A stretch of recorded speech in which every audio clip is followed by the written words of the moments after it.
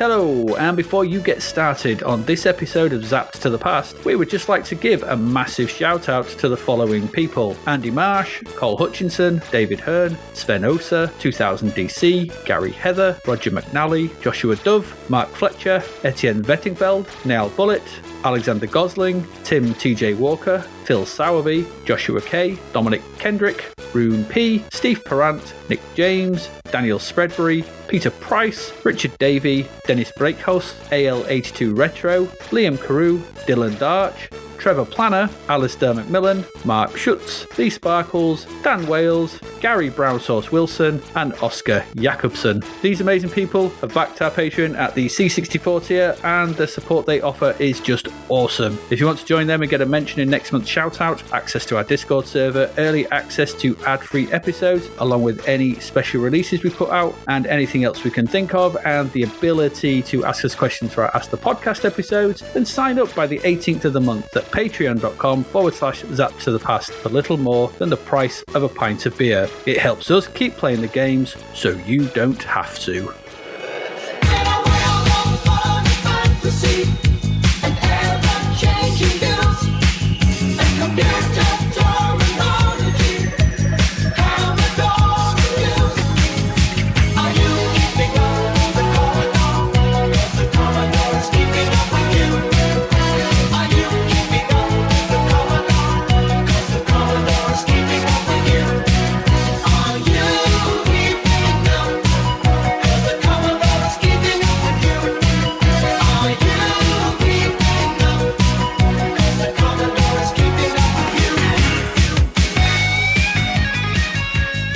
Hello, and welcome to episode 96 of Zapped to the Past. I am Adrian Mills. I'm joined as always by Mr. Graham Raddings. If you have not listened before, this is a podcast where we discuss games that were released for the Commodore 64. We're using the magazine Zap 64 as a monthly guide for the games to focus on, but we are in no way affiliated with Zap 64 itself. This week, we start our look at August 1988 and the first batch of games reviewed in issue 40 of Zap 64, along with what was also going on in the UK singles chart that month. So, Graham, there is a lot in this issue, but what games are we going to entertain our listeners with? In this fancy tropical fish tank housing a rainbow crab of an episode, we once again slip on our fur undergarments, grab our big choppers or stabby swords, and go hunting for the evasive dickhead Drax in Barbarian II, the Dungeon of Drax. We also explore the mundane domestic ups and downs of a prehistoric construction worker in the utterly humorless C64 version of The Flintstones. Balk at the ridiculous icon-controlled absurdity of a game devoid of everything except extendable probe arms in Star Wars Droids, explore the difficulties of Herculean cloud surfaces, and then beat up a goatman with a chicken drumstick in Hercules Slayer of the Damned, and then bounce some balls across an 8-bit assault course in the overpriced compilation Redux, Hopping Mad. Did you feed your pet crab bloodworms or crab pellets? Either of those are good.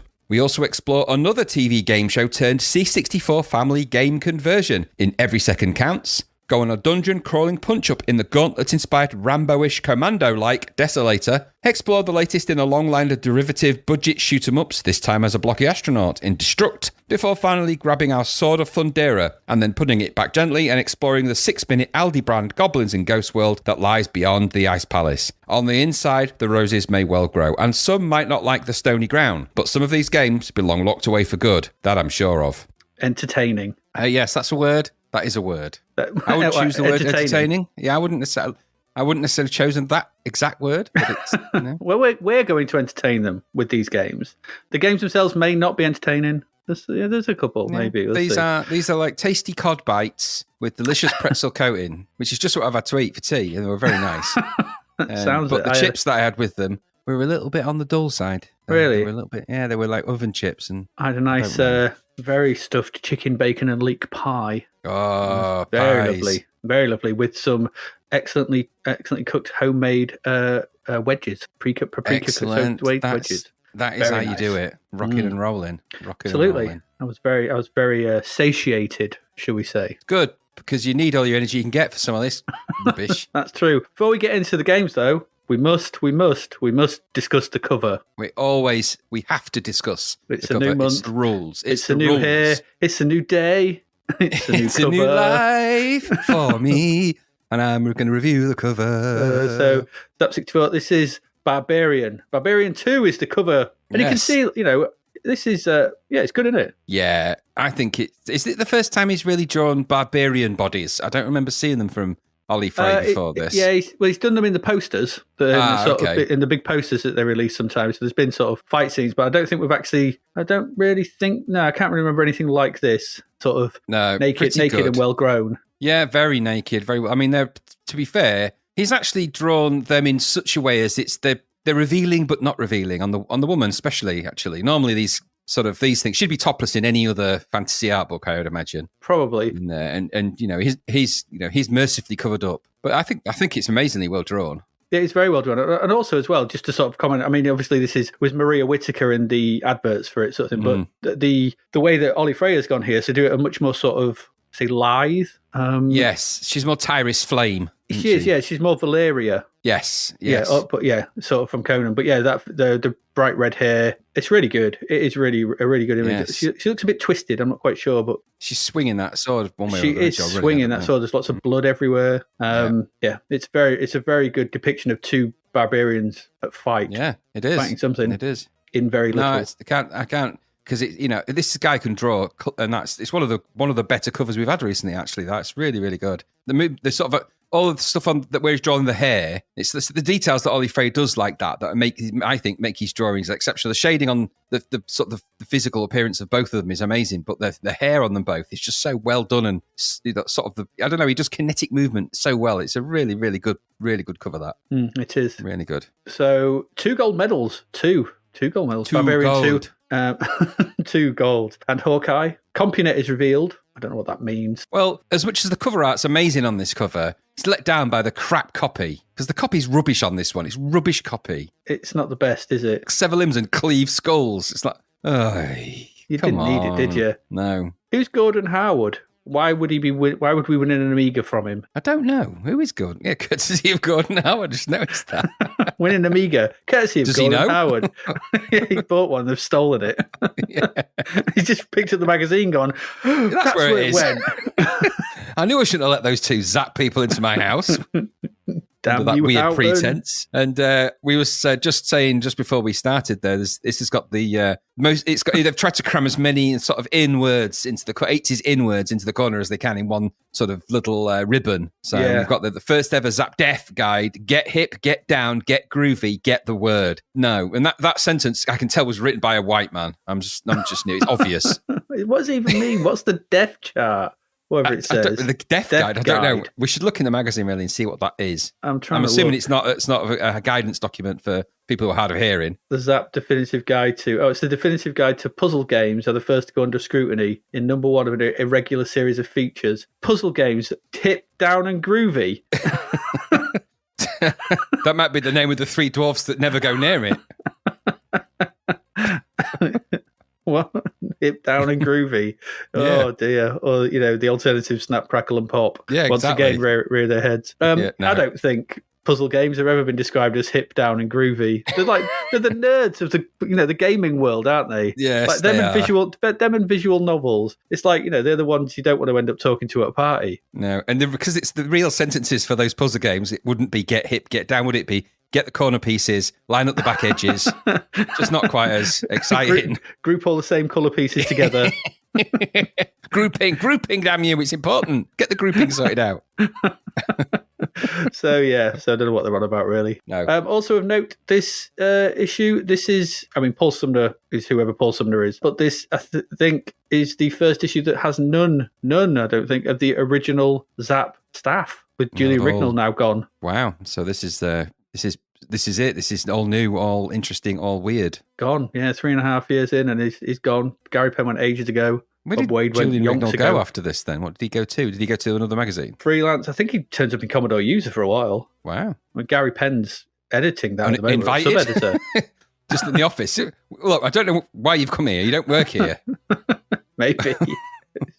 I just like games. Yeah, maybe they're just doing the rounds, and I suppose you might get, maybe you might get tired of working under a specific way. I don't branch Could out. Possibly. Yeah, maybe. There you go. So that's the cover. That's that done. So Barbarian 2 Hawkeye. There are our gold medals. We'll see what else the magazine thinks when we get into our games. Should we get into our games? I think we should. Let's do that. All right, let's get into our first game.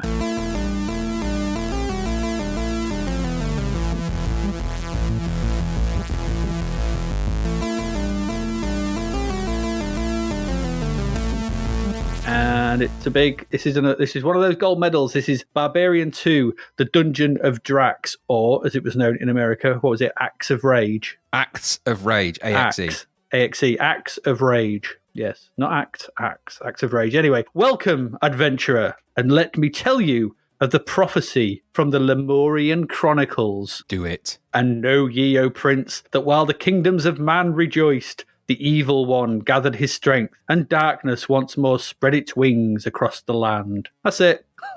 Short, sweet.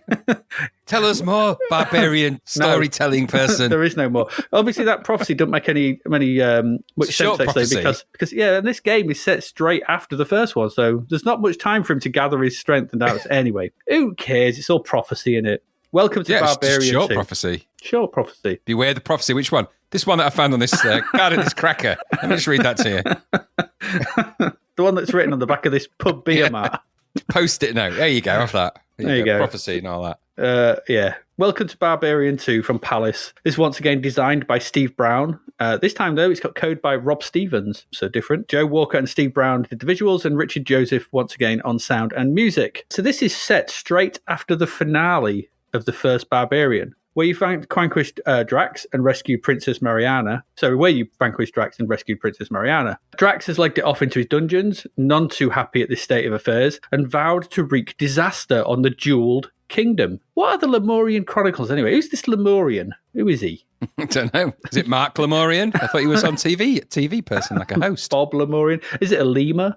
Was it like a lemur who said them? I don't know. Yeah, anyway, so he's going to wreak disaster on the Jewel Kingdom. Having none of this, it is decreed that the Barbarian and Mariana, who also turns out, quite luckily, is a skilled sword wielder, which begs the question why she didn't hack her own way out in the first game, but, True, and there's also a sandwich you can get from Subway. What, Mariana? It's a trench. Yeah. I know, it's a trench. It's a trench in the ocean. I thought they did a Mariana meatball sub. Mariana, yeah, possibly. Yeah, but anyway, Mariana. Mariana, everyone. There she is. Mariana. Thank you. Golf clap, everyone. Golf clap for Mariana. Anyway, those two one of them has got to make the journey to Drax's lair and put an end to him once and for all. That's it. That's the plot. At the start of the game, you can choose to play as either the Barbarian, who, when reading around this, I saw him referred to by the creator as Arnold. They've literally called him Arnold. So there you go. Or Mariana. It was on the games that weren't when I was reading about what I'll come to it, but there was going to be a Barbarian 3, but we'll come to that in a bit. So yeah, you can play as either Barbarian or Mariana by moving left or right, and you choose them with a click of the fire button, whereupon they will just saunter off through the open portcullis. It's a bit of a saunter, isn't it? It's like, yeah, staggers off quick. Bit of a saunter, and the game will start. So immediately it's apparent this is a very different game than its forebear. This is a flick screen fighter and collect 'em up as you traverse the 3 maze-like levels on the way to defeat Drax. The screen is split into 3 parts, with the UI taking up the top and the bottom strips, and the game being played out in the largest middle part of the screen. At the top is the game's logo, complete with a picture of both Drax and whoever you have decided to play as, either the Barbarian or Mariana. Underneath the logo, there are 5 blue balls. These represent your lives. To the right of your portrait is your energy bar, and when you face a monster, their energy bar is shown to the left of Drax's portrait. The bottom of the screen has 3 elements. The first is your inventory, showing which of the 6 artifacts you need to defeat Drax that you have collected. Then there's a compass. This is depicted as a rotating sword that always points north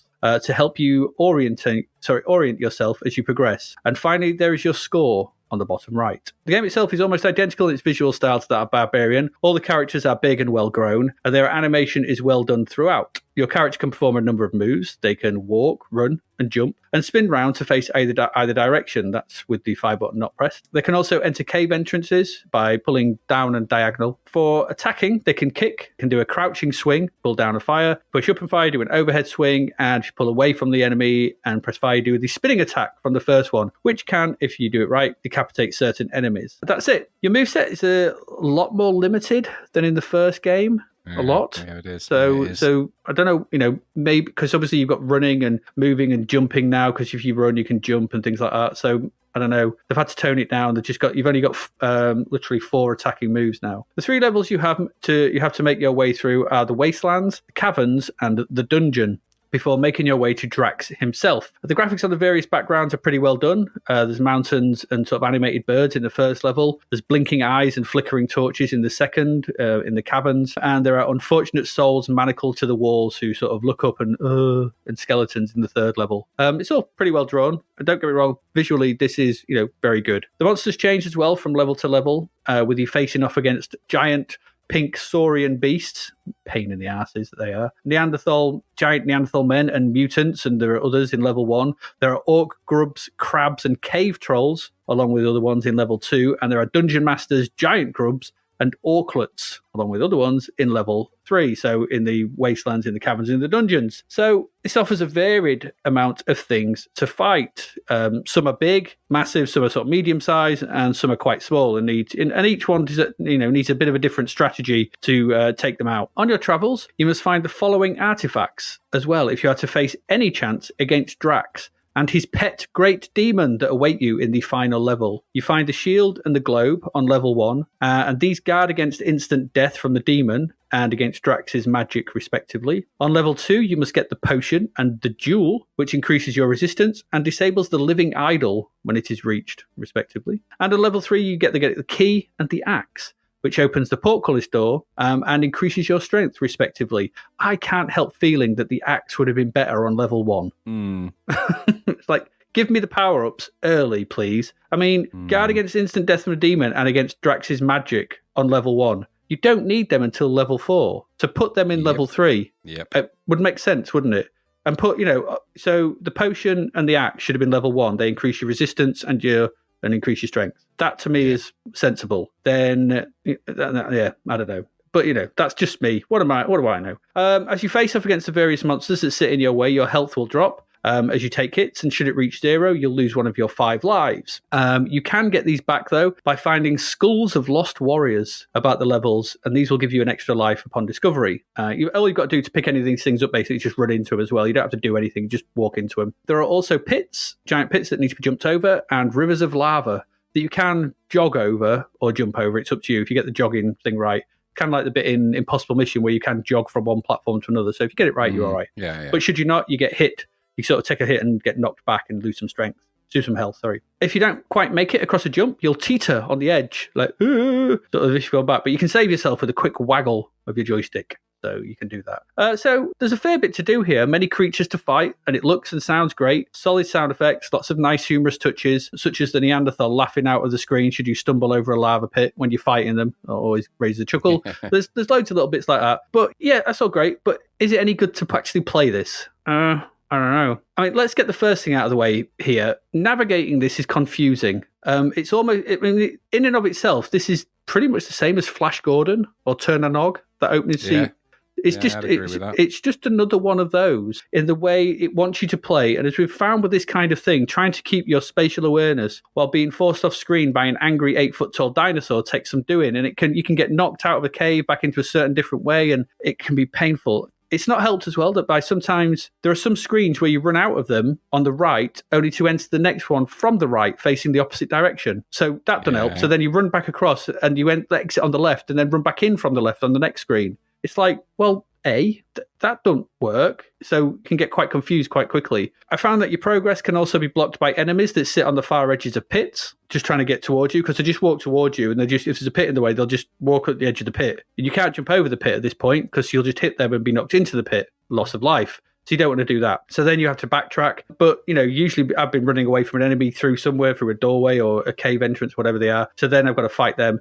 And it feels a bit all over the place. And to me, this is where the other problem comes in. The combat's dull. It's quite dull. Each fight tends to go on for far too long. I mean, yes, you can watch a playthrough. You can probably, you watch a YouTube playthrough, someone speedrunning it in 19 minutes. But that is not going to be you. And it wasn't me on playing this. You get lost and you get into boring fights and you get stuck in corners with that bloody green thing just poking at you with these little pokey proboscis. Going poke. It's like, what? God, get up! And you can't. You try and kick it, but your animation's too slow and it pokes you again. It's very rude. So yeah, the creatures here are just not fun to fight, I found. The only one that is kind of the Neanderthal, because it's another kind of humanoid, but the rest are all annoying. I didn't really enjoy fighting any of them. And the lack of moves from the first game limits your options quite severely. The smaller creatures tend to just poke at you, as I said, or kick at you, like that the sort of brown ape-like thing that just got that, and it just pushes you back and pushes you back and pushes you back, and you're like, let me do something.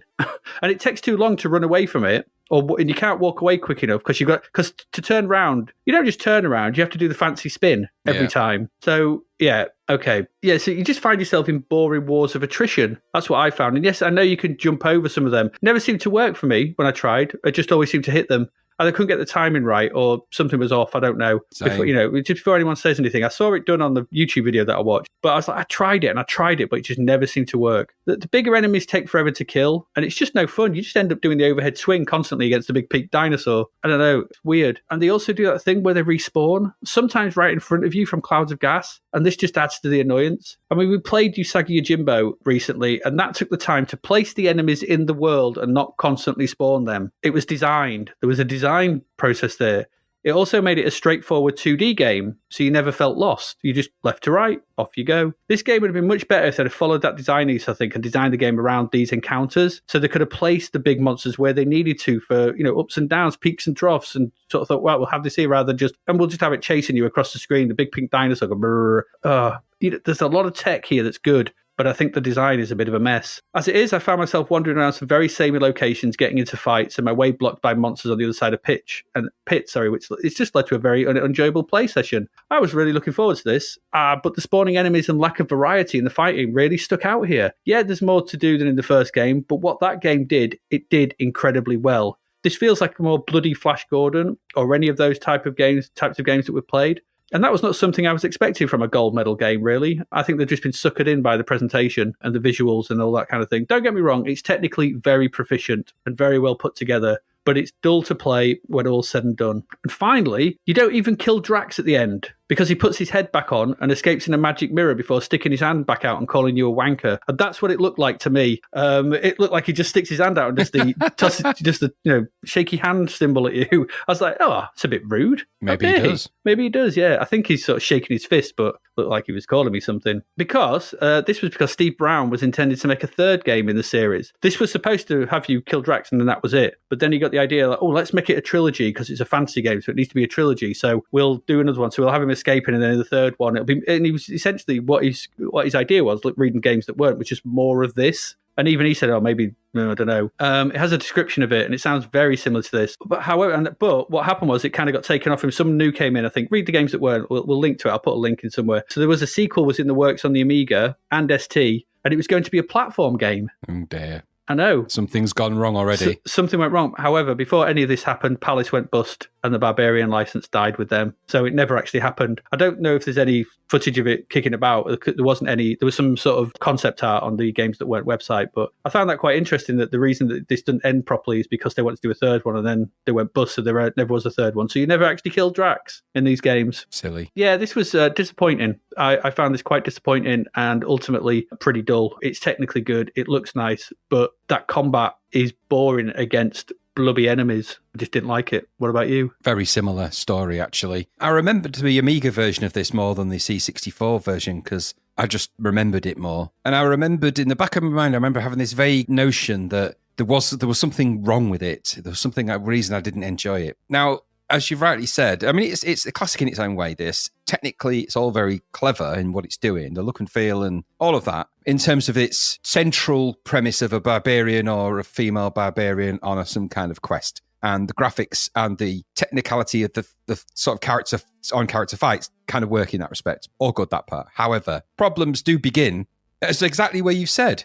Had this been a journey that had a narrative flow, a la Usagi Yojimbo, I've written exactly the same thing here, where you just felt like you were progressing on a journey, as the story kind of implies, but that isn't what happens. This is just what felt to me like I was pinging around of various locations that all kind of look similar, if not the same, popping in and out of caves arbitrarily, it felt to me, until I'd done that enough that I've heard this kind of weird buzzing sound and I'd managed to get to the next level. It didn't feel like there was any rhyme or reason for that to happen. I wasn't actually looking to find the end of the level because I had no clue where I was going. It made no sense. The directions are completely hopeless. Mm-hmm. For a while, I thought I might just follow the sword and where it points to see if that points to the exit, because it says it points north, but I had no bearing for anything in this, and that made it really dull. And that's key problem that really then means problem number 2 kicks in. Problem number 2 is the dreary combat. There's no way around that. Less moves means it's less interesting. Mm-hmm. The enemies in it are really stupid. If that stupid flamingo turkey thing made that bloody noise at me one more time, I was like, oh, no. They're just annoying, and it's a bad combination. Annoying, repetitive enemies that have little logic to them and that trip themselves up a lot, that just seem to be able to move a little bit quicker than you because because you're limited moves you've only really got side hit and kick really to deal with them at that height, because the over the head one doesn't do any damage on those ones. So then you're actually limited really to 2 moves, because most of your moves occur for those smaller characters over the top of their heads. Yep. And that means you're fighting, it's a combat game with 2 moves. Well, who wants to do that? Yeah, maybe you can jump over them. I never successfully did that. His run is weird. And his run weird. Did you think his run was a bit over-runny? He was like, goodness me, his stride was enormous.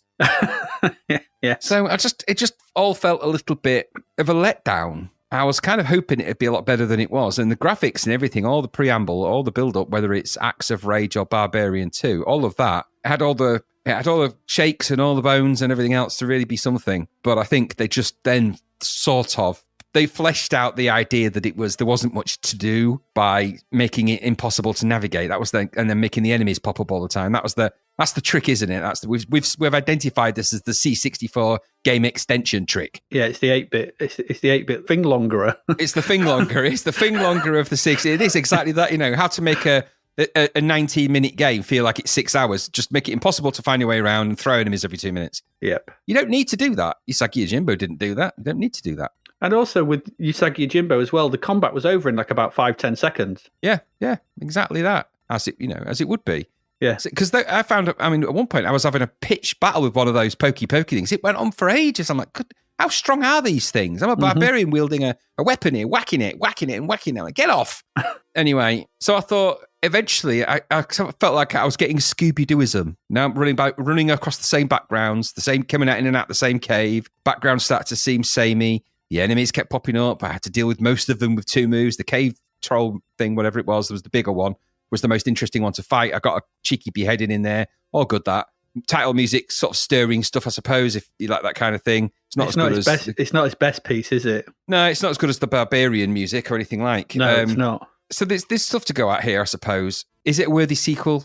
I felt it. There's parts that they just got slightly wrong in design. This is a design problem. Everything else was there. So I think it just needed more purpose, more design, a narrative that would just follow the story. You don't need to be trying to navigate around a map in a silly way. So, and the Acts of Rage there was a few things it didn't have, didn't it? I don't know if that was the crack or anything, but it didn't have some of the loading screens between things. I think that's probably just the crack, maybe. Just the crack of it. To fit it all on one side of a disc, I think. Yeah, it's all the same stuff. I can't help but feel this does not deserve gold medal status for me. I think it's been overmarked. This is, in higher education terms in the UK, this would be coming in at a first, and it bloody well ain't a first at 96%, I'll tell you that. No, the external examiner would be going, I need to see the rest of your grades, thank you very much. Yeah, they would, yeah. They would exactly do that. So, sorry to say, I still think Barbarian is the better of the games out of those. And massively, yeah. Plans for making multiple sequels aside, they got so much wrong here. It's such a shame, but looks nice, just doesn't play very well. So that's it, really, for me. Yeah, there we go. Barbarian 2. More controversy, probably. Barbarian, a little bit poo. Barbarian's done a little bit of poo when he saw that purple thing. There's so much. The thing is with this, there is so much sort of what's the word I'm looking for? Sort of phallic referencing. You get attacked by a big purple monster. You get poked at by a sort of proboscis from a green thing. It's just ridiculous. Yeah, it is. It's Barbarian 2, the Dungeon of Drab. Yeah, there we go. Dungeon of Drab. It's just a bit drab. It's a bit drab. Dungeon of Drab. There we go. Thank you for that. That's good. That's the way to round off. Let's move on out of that dull dungeon of nothing.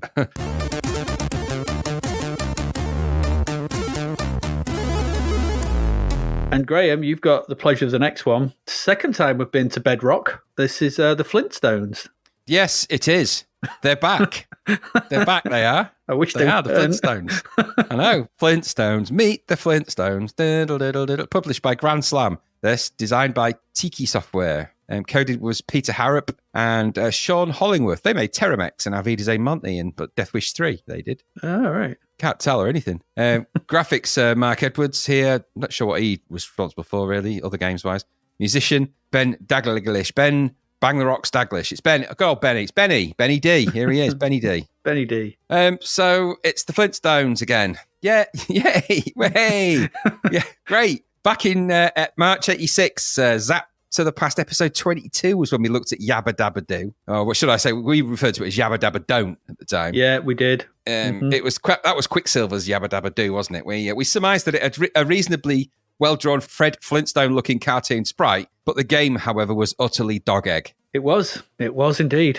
So forward wind to 1988, and we have this all-new Flintstones, the all-new one from Grand Slam. All new one. In this version of the game, version of the characters, version of the thing, there is an attempt to play out a more episodic variation of the day in the life of Fred Flintstone. So I'm going to just refer to the instructiones. Yabba Dabba Do, it's the weekend. Yay. Fred is looking forward to the final of the Bedrock Super Bowl contest the next day, but Wilma reminds him of his promise to paint the living room before her mother arrives. No painting, no bowling. I can feel your interest peaking from here. The world's most boring episode of the Flintstones. Change the channel, Marge. Fred may not be much of a painter, but Pebbles certainly is. And when his back is turned, she's drawing all over the wall. So Fred's task is to not only paint the wall before Wilma returns home, but to keep Pebbles in her pen and to keep hold of that very elusive paintbrush. So that's level 1. That's what you've got to do in level 1. I'll talk about it as we go. I'll just go through the run of things. It says, and this is the instructions again. The next day, Fred and Barney set off for the bowling final, but run into trouble when they lose a wheel on Fred's car. How quickly can they find and fit a suitable replacement? Second most boring episode of the Flintstones award goes to... These aren't straight out of the Flintstones Comedy Gold handbook, I'm afraid. Sorry about that. Somebody trolled through all the episodes of the Flintstones and picked out the most boring elements of all of it. So the third bit, the bowling alley. Fred and Barney have made it to the Bedrock Super Bowl. See, I thought it was the Super Bowl event, but it's not. They want to go bowling.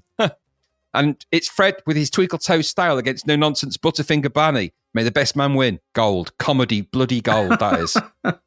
And then the last, but by no means least part, which is the oddest thing of all, actually, is the rescue. Fred and Barney return home to find Wilma very distressed as Pebbles has escaped from her pen and disappeared. Fred eventually finds her perched high upon a stone girder above the new building site, totally unaware of the dangers around her. It's Fred Flintstone to the rescue, but with such a bewildering array of girders and ladders, will he be able to get to her in time? So those are the 4 things of this game. Paint a wall, drive a car, bowl in a bowling alley, and then rescue Pebbles from the edge of a building site. That's what you've got to do. Wow. Each of these things is done in a sort of, you have to do it in a time scale. Okay. So you control that, then that is the game. So you control a Fred sprite using the joystick and a couple of keyboard commands thrown in. That's spacebar in the paint level to paint, for example. Your goal is to complete the levels, or mini-games, or whatever you want to call them, comedic episodes.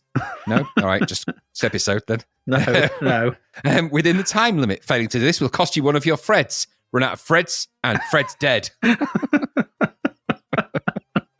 Fred's dead, baby. Fred's dead. Oh, my God. You have just conjured up the world's... I can't watch the Flintstones now. In my mind, I'm already seeing it.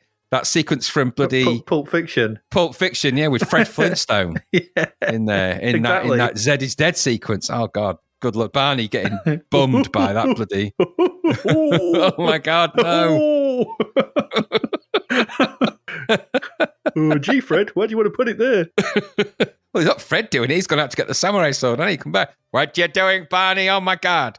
It's a terrible Fred Flintstone impression. That's a good Barney, though. That's a good Barney.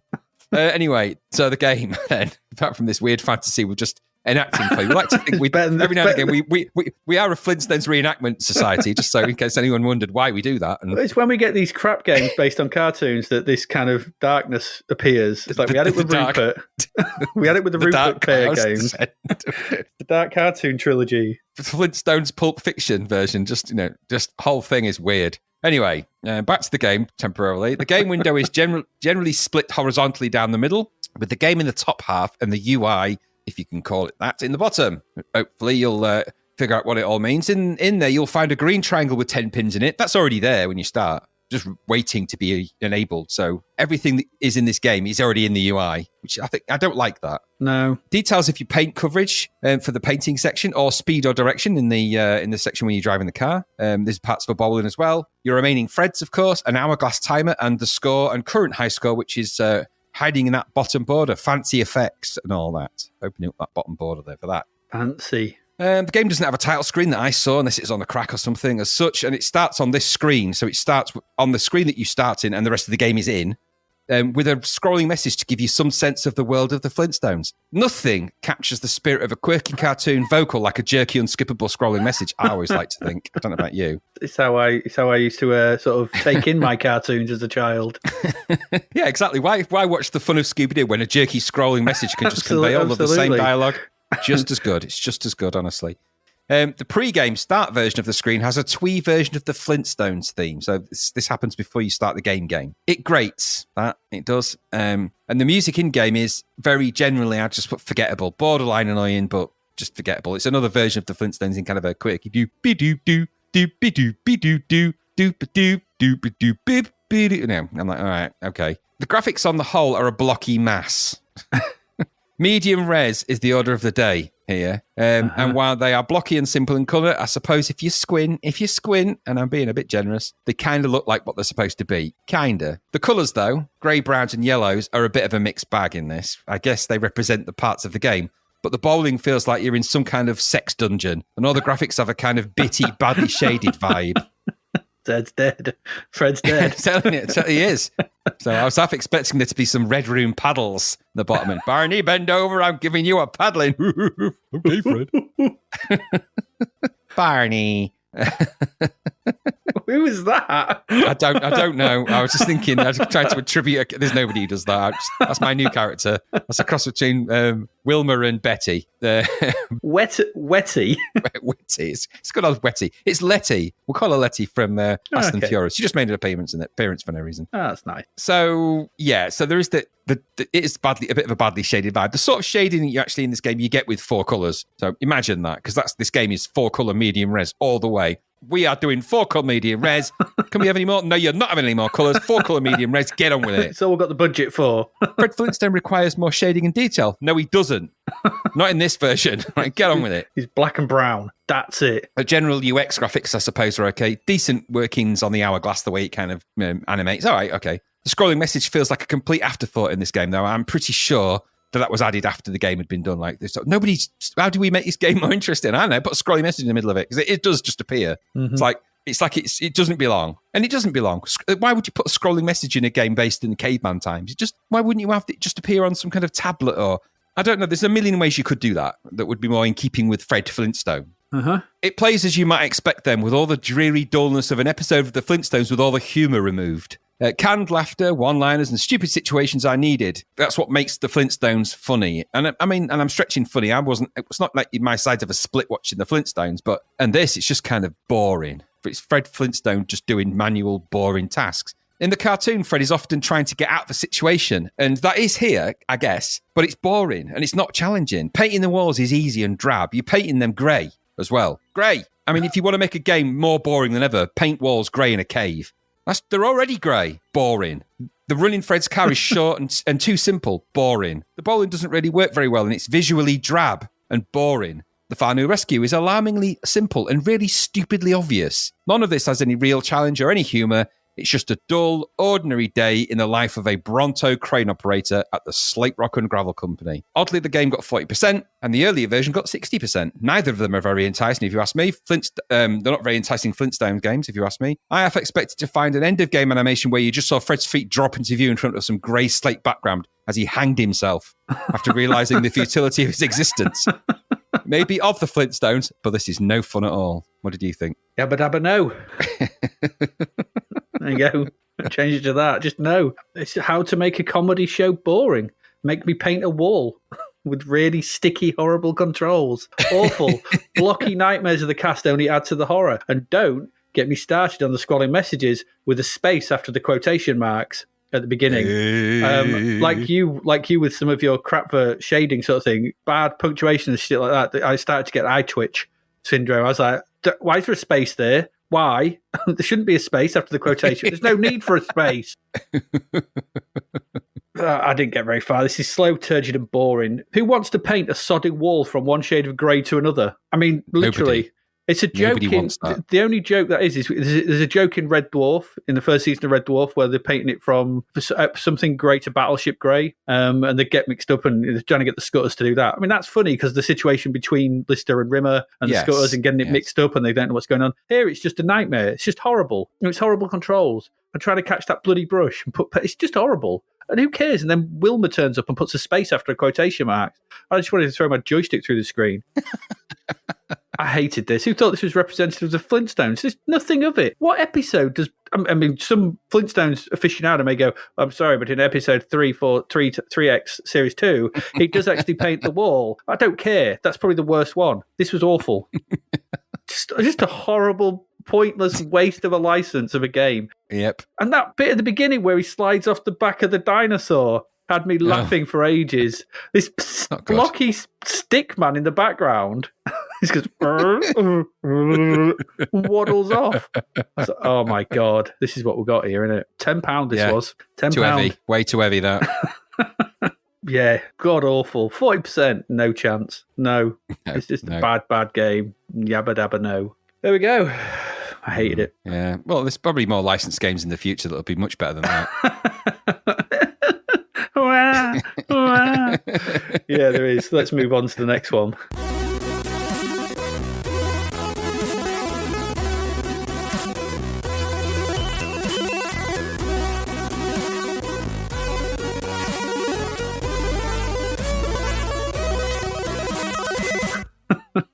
Star Wars Droids. Star Wars Droids. Okay.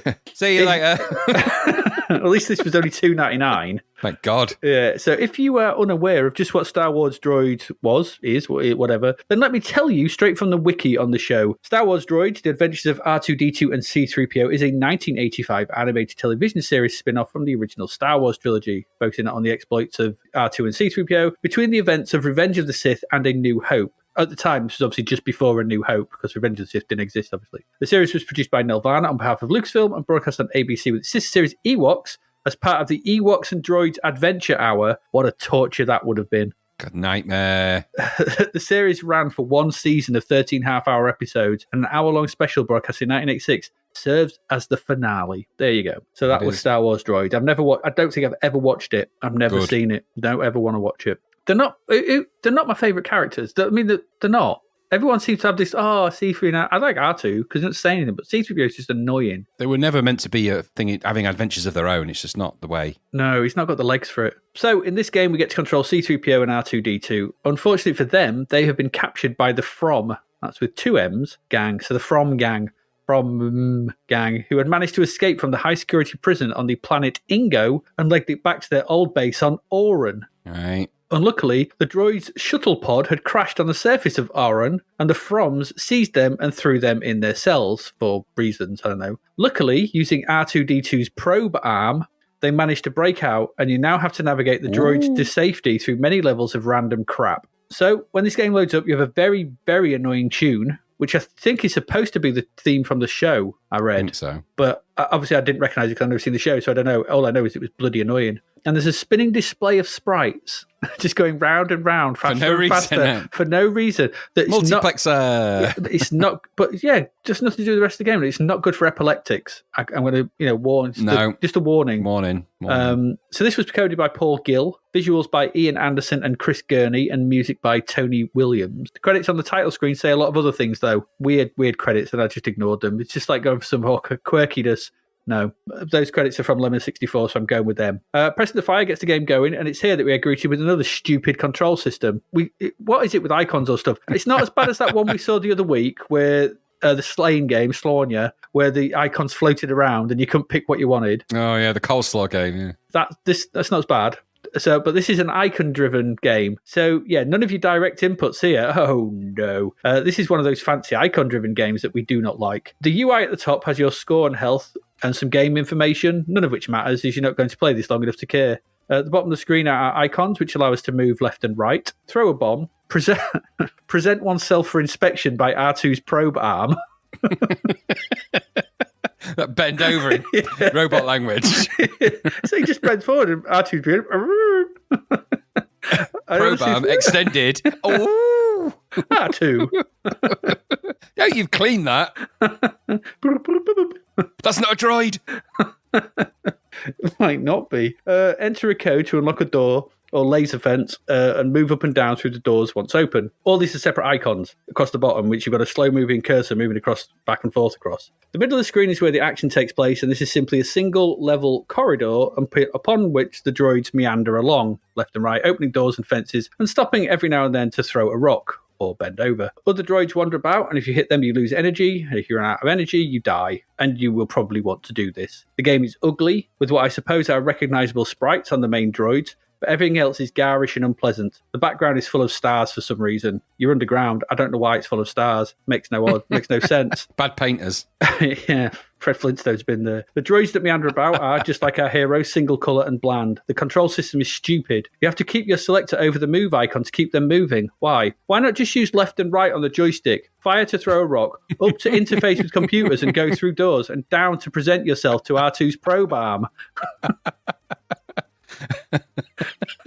It's logical thinking like that that's just never entered into anyone's head at this point, I guess. Why did this need icons? There are 6 moves. There are 6, there are things you could do. There's nothing you can't do there that you couldn't do, which we haven't done on a numerous other games. What other games do we need icons to move left and right with? When we're moving a cursor left and right, why are we not moving the character? Exactly, and they're autonomous units as well. So not even in the film are they controlled by buttons.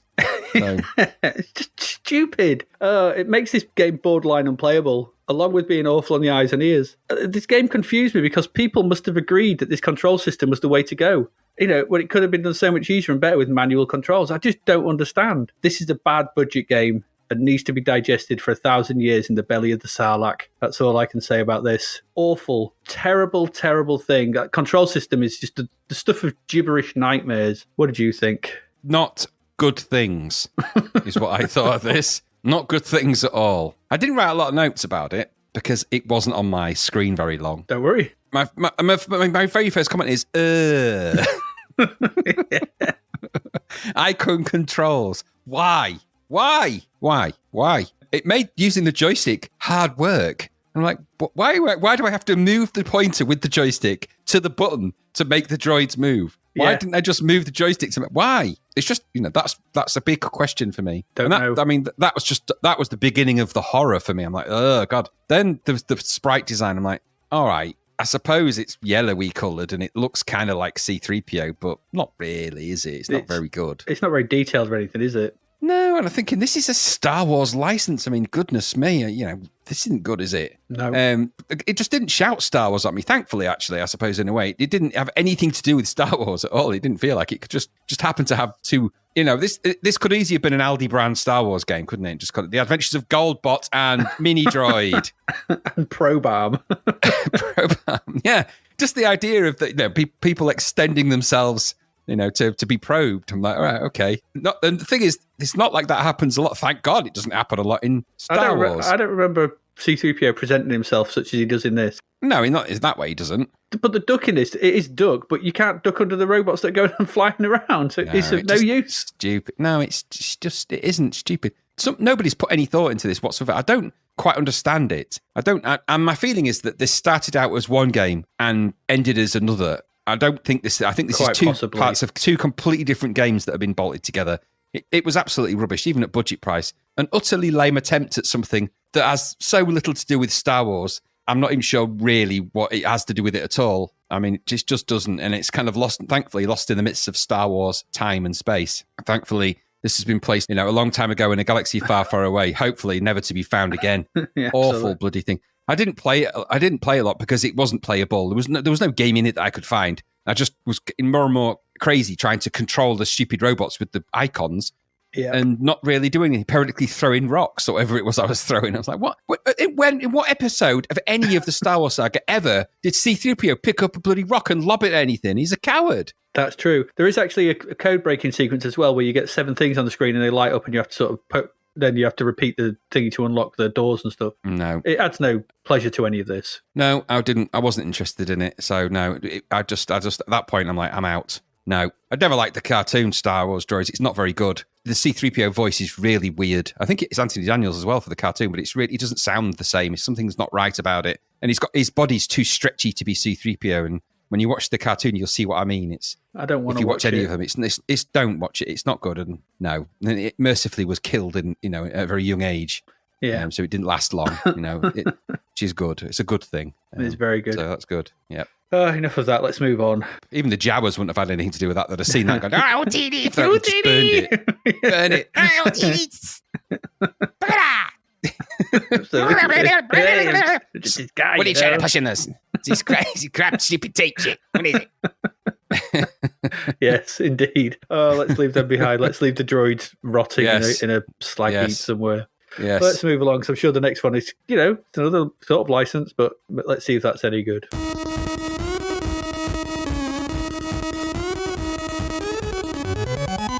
Graham, we're back. We're back in the sandals of Hercules. Tell us all about it. Feel the power of Hercules. Well, this is actually Hercules, Slayer of the Damned, isn't it? It is, yes. Slayer of the Damned, published by Gremlin Graphics, developed by Cygnus Software. The design was Nicholas Mills. Relation? Any relation? Maybe not. No. There's a good combination of names here, actually. Nicholas Mills, Des O'Toole. Des O'Toole is involved. Hey, Des O'Toole. And John Tomensky is in here. So that's the three. Officer John Tomensky. Officer Tomensky is back. You have reached the voicemail of John Tomensky. And then the graphics are by Norman Illings and Bob Hawker. Bob Hawker's a great name. That is a good name, Bob Hawker. He sells things. And the musician. He does, Bob Hawker. And the musician was Andy Morton. Quite the team of people, actually. There is, surprisingly. Let me avail you of the instructions for this. Hercules was the son of Zeus, chief of the gods by Alcmene, a mortal. He was thus hated by Zeus's wife, the goddess Hera. We all know this. This is the common Hercules-y story. Yeah. Even while Hercules was an infant, she sent 2 serpents to kill him. The youngster was, however, strong enough to kill them with his hands. Thank God. What else are you going to kill them with? Strong enough to kill them with his feet. No, you killed him with his hands. His drumstick. His great, big, massive. Look at my drumstick, goat man. Killed him with his big, strong drumstick. Anyway, Hera's hatred of Hercules increased. Once the hero had married and had children, Hera bewitched him and he killed his own children. It's all a bit bleak, isn't it? Which is, I think, straight out of the sort of the mythic songbook, as it were. When Hercules recovered consciousness, he was full of remorse and ready to do anything to expiate his sin. Thus, the gods decided to send Hercules to Eurystheus, I'm rubbish at this, Eurystheus, king of Argos, to perform whatever tasks the king bade him to do. The spiteful king chose for Hercules the 12 most difficult tasks he could think of. Mm-hmm. The gods pitied Hercules, who, in reality, was the victim of Hera's malice. They gave him various weapons to aid him, a helmet, a sword, a shield, and a bow, and an arrow. Could have done with more than one arrow, but anyway. The king ordered Hercules to perform the 12 labours. These were the Mimean lion. This terrible lion was the terror of the country of Nemea. Hercules was ordered to slay it, which he did by strangling it. By the way, this ruins the whole premise of the game, all of this, but because none of this you actually get to do. Let you know now. The Hydra, this multi-headed monster, was also slain by Hercules despite Hera sending him a poisoned crab, to bite him. Poisoned crab? Tell you what, it's a bit, poisoned crab. The stag of Cineria. No man has been able to catch the marvellous stag with antlers of gold and hooves of bronze. It surprises me because he'd be well heavy. It took Hercules 1 year to capture it. The Ephremanian boar. Hercules had to trek for many days through snow-covered mountains to catch this fierce, powerful boar. It's just that doesn't have any real magical connotation to it. You just went on a boar hunt, really. The Aegean stables. These stables had not been cleaned for 30 years. Hercules was ordered to... Now, just at this point, I'm just going to note that some of these tasks They don't sound quite as mighty when you get right down to it. This was one of them. So he's got to clean the stables. Hercules was ordered to clean them, a task which he accomplished by diverting 2 rivers to flood them. That's not cleaning. Hercules, come on. It's also not good for like the local ecology, the wildlife, the horses, the farm, the horses. The Stymphalian birds, these ferocious man-eating birds, were slain by Hercules. The Cretan bull, this beast was caught and tamed by Hercules. The horses of Diomedes. These horses were fed on human flesh. Hercules killed the owner and tamed them. Okay. The girdle of Hippolyta. The beautiful girdle of Hippolyta, a queen of the Amazons, was acquired peacefully by Hercules. Acquired peacefully? Never heard it called that before. However, hearers spread a rumor amongst the Amazons that Hercules was carrying off the queen by force. They then run up in arms against him. Hercules slew the queen on the spot. Take that. Take that. The oxen of Geryon. Geryon was a giant who owned a herd of oxen. Hercules killed Geryon to acquire them. In the process, he bent down 2 mountain peaks to create the Pillars of Hercules on either side of the Straits of Gibraltar. How did you do that? I don't know. The next one is the Apples of Hesperides. The gardens of the Hesperides were guarded by a dragon. Hercules appealed to Atlas to get him some of the apples. Atlas agreed to providing them, asking Hercules to support the heavens while he went to get them. Okay. The dog Cerberus. Hell was guarded by Cerberus. Hercules was to fetch the dog. However, even Hercules dared not attempt the task. With heavenly aid, he was able to overpower the dog. These were the 12 labours of Hercules. He engaged in other adventures too. He was one of the Argonauts who accompanied Jason on this journey. He fought with Jason against the skeletons. Something tells me they'd just watched the movie here. Yeah. In his adventures, Hercules clashed with Nissus, a centaur. You have just watched the movie of Jason and the Argonauts. The centaur was slain by Hercules. However, when Hercules was building a temple to Zeus, he requested a fresh garment to celebrate the occasion. However, the centaur Nessus had charmed a robe, which would fatally scorch its wearer. It was this robe that Hercules donned and finally led to his death. Okay, so that's the story, essentially the story of Hercules. A bit weird, isn't it? And they've included all of that. None of that is, you get to do any of that in this game. None of it. It's just there for show. The objective of the game is to collect the 12 labours of Hercules. So you don't actually have to fight them, you just have to collect them. The labours are graphically presented on the screen. Exciting. The labours appear in smoke and you must hit them to gain them. Once you've collected all the labours, you must kill the Minotaur to win the game. Yep. Your weapons are a club, your fists, and feet. Smell my feet. Oh, your feet stink, Hercules. Smell my finger. That's the other weapon they don't talk about. I don't know where that finger's been. Along the bottom of the screen, you will see a snake which moves from side to side. This is really weird, this. Your blows to your enemy are only effective when your enemy is positioned over the snake. If Hercules is losing the battle, the snake will appear longer. Jesus. Thus helping you. Mechanics. But if he is winning, it will appear shorter. Beware of the spider, which at times descends to where the labours are consumed and tries to steal a labour. If the spider succeeds, you must collect the stolen labour again. So it's wise to try to hit the spider, which will ascend again. Your opponents are the skeletons and the Minotaur, armed with swords, tridents, and deadly horns. And I fought using the following moves. So you've got a series of moves here. They're not quite barbarian. They're not. And they have some funny names. So in non-fight, not in standard mode, you can turn and walk, advance, shuffle forward. There's a high block if you press down, and you can turn around. With the fire press, you've got Mountain Shaker, the Crasher, Zeus's Torment, Titan's Gift, with Bip, our Titan mascot. Hi, everybody.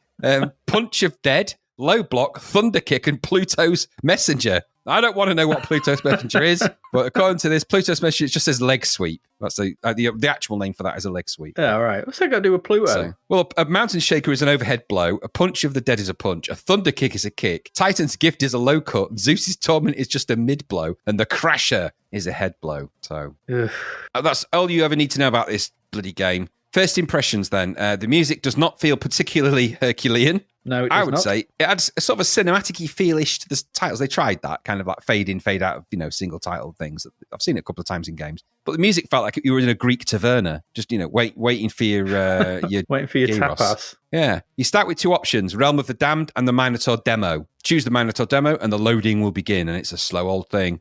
The demo was a heavily barbarian-inspired fighting game between a club-wielding Hercules and a Minotaur. No idea what the purpose was, as the Hercules didn't do anything aside from get beaten, and the Minotaur just slaps him around. Yeah. The background graphics were a very elaborate Yes. medium res image. Not sure what of, kind of a Mount Doom hellscape, I guess. It looked quite reasonable, actually, all said and done. The main sprites were quite big and bold with some interesting animations and fight moves. Anyway, I had to reset it from that because it didn't do anything.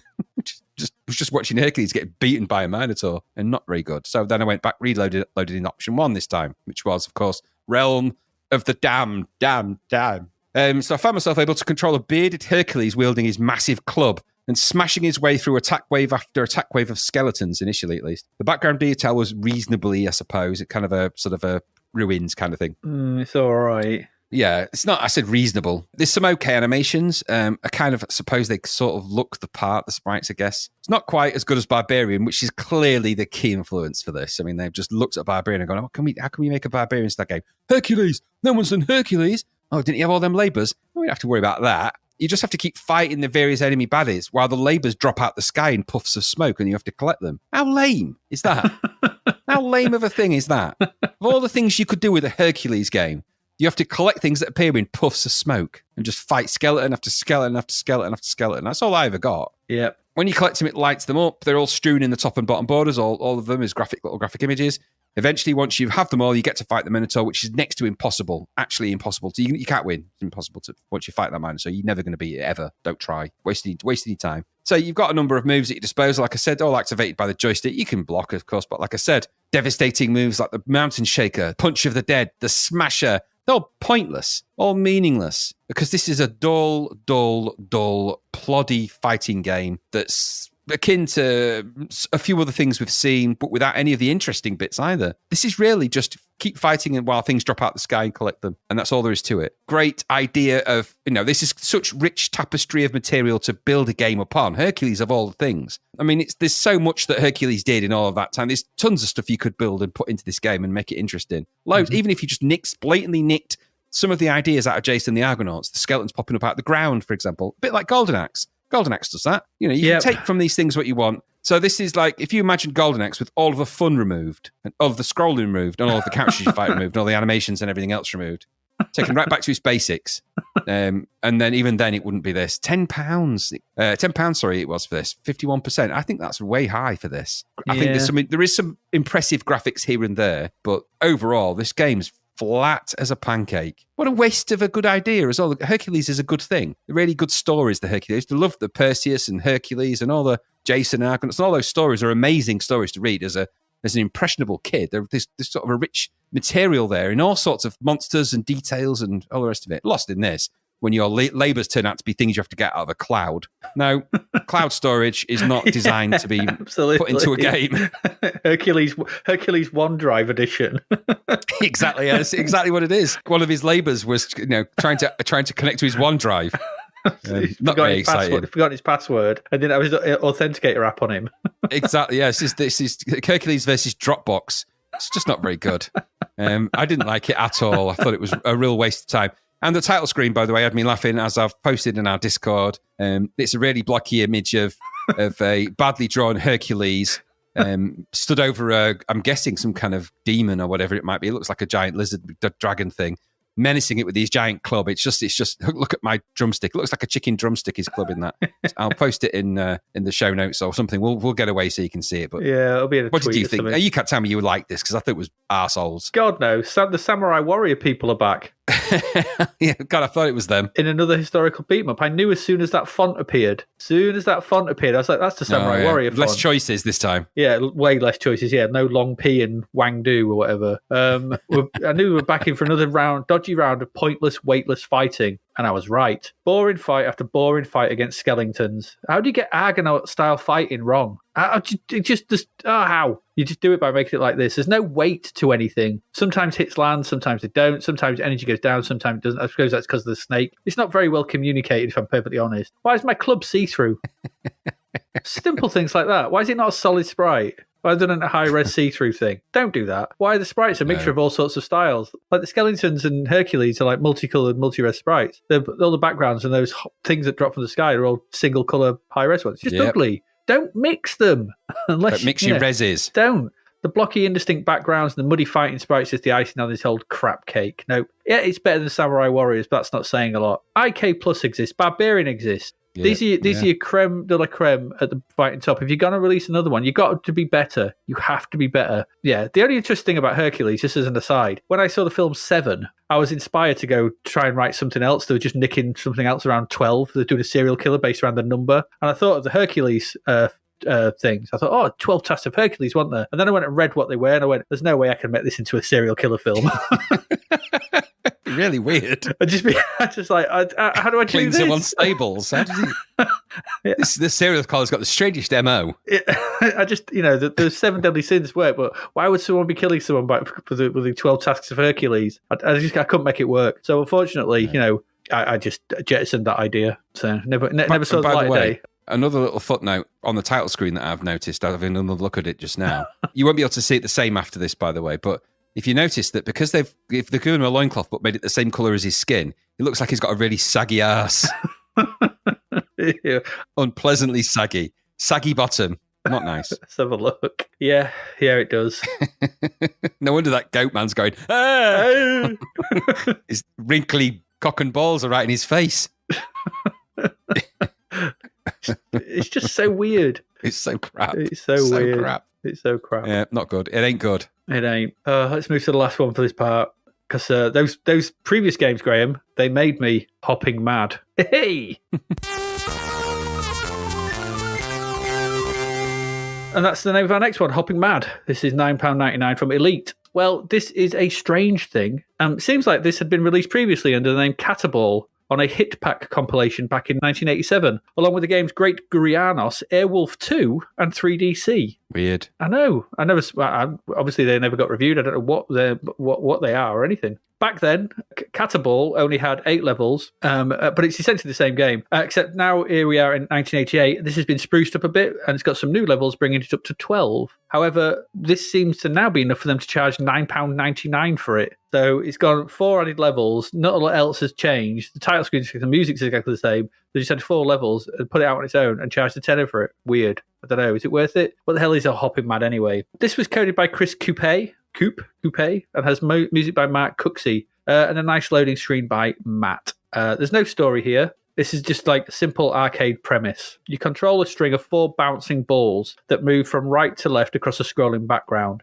They're constantly bouncing, and all you can do is speed them up and slow them down, and if you hold down the fire, it makes them bounce higher when they hit the floor. So after a jolly title screen and a jolly but slightly annoying piece of Mark Cooksey music, the game is also suitably bouncy and jolly. The UI at the top has your score, the number of lives left, the high score, the number of balloons you've collected for reasons, the level you're on, and the time remaining, counting down from 1,000. You've got loads of time to complete these levels. You're never at a loss for time, that's for sure. That's true. The rest of the screen scrolls from the left. So you're moving right to left. So the opposite of what we normally do, we're going right to left. And you go through, there's 12 levels. So level 1 has you going through a wooded path. 2, you're on the beach. 3, you're underwater. 4 sees you in Greece. 5 sees you in the woods, which is actually the first level from Cataball. 6, you're in the desert. 7, you're in the Arctic. 8, you're in some spooky woods. 9 is a different kind of desert. 10, you're on some floating platforms. 11, you're floating platforms in space. And finally, 12, you're on an alien planet. So they're the background levels. That's what you do. Should you complete that, you go straight back to level 1 to do it all again without even a note of congratulation. Nothing, just restarts level 1. What an annoying thing that would be. Anyway, each level is packed with a variety of themed stuff. Some that will pop one of your 4 balls, because there's 4 in a row. So it's like a conga. They're boing. They're all in a sort of going down behind each other like a snake. Some things that can be squished and some that can be collected for bonus points. So in all the levels, there are balloons to be collected, which give bonus points. But in level 1, there are apples to be collected off trees and grubs to squish if you land on them. But there are also Venus flytrap plant, which looks suspiciously like the piranha plants from Mario. There are bouncing enemy balls, there's birds and flying bugs, rocks on the floor, and hedgehogs. As I said, if you hit any of these, hit any of these with any of your 4, one of your 4 balls will pop. If you hit 4 things and pop all your balls, stop saying balls, you lose 1 of your lives. Death knocks you back a little, but not all the way back to the beginning. So that's a good thing. So you knocks you like a little bit in the level, but not too far. So it's quite easy to get through. Ending a level is just arbitrary. It just stops. We had this on another game that we're playing, some shoot 'em up. Levels just stop when there's actually more seems to be scrolling on. It just says level 2 and you're in the next one. It's really weird. But at least you start every level with 4 balls, even if you manage to do the last one with only 1 left on that life. So that's another nice thing. So essentially, you can take 4 hits per life. If you do that, as long as you've got 1 left, you keep going. And sometimes it's easier to actually do with only one ball bouncing, but obviously it's harder to maybe grab the balloons that a back one might get. So it's a bit of risk and reward. The controls are simple enough, with left speeding your chain of balls up and right slowing them down. And if you hold down fire, you make them bounce higher when you sort of bounce off the floor. And with this control method, it works. This game works pretty well. You're never sure what's coming next, and reacting when to do a high bounce or speed up or slow down exactly to avoid an obstacle is where the skill of this comes in. It's a fairly simple premise, but I thought it worked pretty well. And the challenge of this is well judged, with level 1 being fairly easy, and then each subsequent level offering a different range of obstacles and challenges. The graphics are nice, with some varied and mostly well-drawn backdrops, scrolling by, and a varied assortment of sprites on display. The scrolling is smooth, and the control is responsive. This ain't half bad, truth be told. I quite enjoyed this. I wasn't sure at first, but it's a light-hearted, jolly old thing. It's a weird thing. It's a video game. It's a video gamey game. This could only be a video game. There's nothing else you could do with this. It just feels like we're just going to make a game. I'm not going to try and slam it with story or anything like that. It's just bounce these balls, get them through. Let's avoid the objects. I'm not sure it's really worth £10 though. I can see on a compilation it would be great. At budget, this would be a steal. But I feel that Elite have been a bit sneaky here, releasing this with just 4 extra levels and charging full price for it. I don't know. It doesn't feel like a tenner's worth of game. It's not that it's a bad game. It just feels like it's perfect budget bargain fodder. You chuck this out at £2-3, and I think you'd have been all over this. It'd have been ace. People would really love this. For £10 though, I think it's a bit much. It's a decent game. It's just odd that it was released at full price after being on a compilation. I did like it though. What about you? Well, I sort of did and didn't. I mean, it'll definitely have you hopping mad. I don't generally like these sort of bouncy games, really, if I'm honest. I quite like Cauldron 2, but that novelty, that was wear off after a while. So on the surface, there's okay presentation here, isn't there? A jolly old tune from Mr. Cooksu's, all right. There's a few things to like in there. The game graphics are okay. There's a lot of brown. It changes as you go through the levels, though, I have to say. That's just the first level. There's some neat little sprites. The physics was good. Bouncing's good. I personally found it borderline impossible. I couldn't get anywhere in it. I was trying really hard and fair enough. Just kept seemingly getting nowhere. I can sort of see that you might want to persevere, but I just felt that there wasn't a lot of game to it for £10. I felt like it felt like it was $1.99's worth of game, or a compilation game. You could argue, totally that. And I imagine you might have got this on a cover tape, and for that, there's quite a lot to contend with. There's lots of things that'll zap you and your lives away, and if you persevere, you're probably going to get good at this as well. There is that about it. It's a bit samey for me, but I can see the niche market for it and the audience for it. I just think it's expensive at this point. Yes. So nice graphics here and there, a decent setup, and some interesting notions of gameplay. I personally found bouncing games like this quickly frustrate me. I think that frustration may have been mitigated by a lower price tag. 64%. It's probably about right, if not a bit high, but for me. But it also felt a bit like like you said, it's sort of a bonus game taken to the extreme. There's not a lot of place for it. Where's it going to go? How far is it going to get with it? Eventually, it's going to get fed up. It's the same stuff through. It's just different sprites that you've got to avoid through all the 12 levels with different themed backgrounds. Yeah. And they just come at different pace, and you got to kind of learn them. So as a budget title, that works, but as a full price title, you want variety. Yeah, actually, it seemed like a lot of money for much game. Yes, yeah, I agree. Now, but the game itself, it's not a bad game, just the wrong price. I don't like these kind of games generally, but I could see that there might be people out there that kind of get into it. So yeah, it was all right for that, but pricey, very pricey. Pricey, yeah. Cheeky, as I said, cheeky. Elite have been a bit like dubious here, I think. Yeah, dubious. Yeah, I agree. Dubious practice. Anyway, there we go. Right, that's first part over with. That's 5 games of varying quality. Some very low, but whatever. We'll see how they'll get on in the second part of games. But before we get to those, we're going to take a quick break, and then we're going to come back with the singles. What was going on in UK singles for August 1988. So if you're not hopping mad with some of those games, then please stick around. We'll be back in a bit.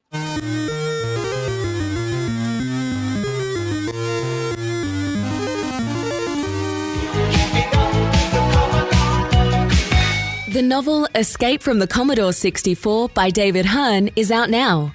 Growing up in the 80s is a chore for Sarah, who feels misunderstood by her parents and badgered by Reese, her bothersome brother who incessantly prattles on about his treasured computer games. When Reese tells her one of the games tried to pull him inside the computer, she laughs off his fanciful fib. She waggles the joystick to disprove his fairy tale and is pulled into the computer. Now trapped in games she'd never had any interest in playing, how can she possibly beat them? With the help of feisty Nell, another trapped player, can Sarah find her way back home, or is it game over? An evil madman, a hostile planet, bloodthirsty robots, a never-ending throng of karate experts, and relentless digital soldiers will do their best to ensure Sarah never escapes. Available from Amazon and all good online retailers, find out if there's a way out of the beige bread bin of betrayal for Sarah in Escape from the Commodore 64.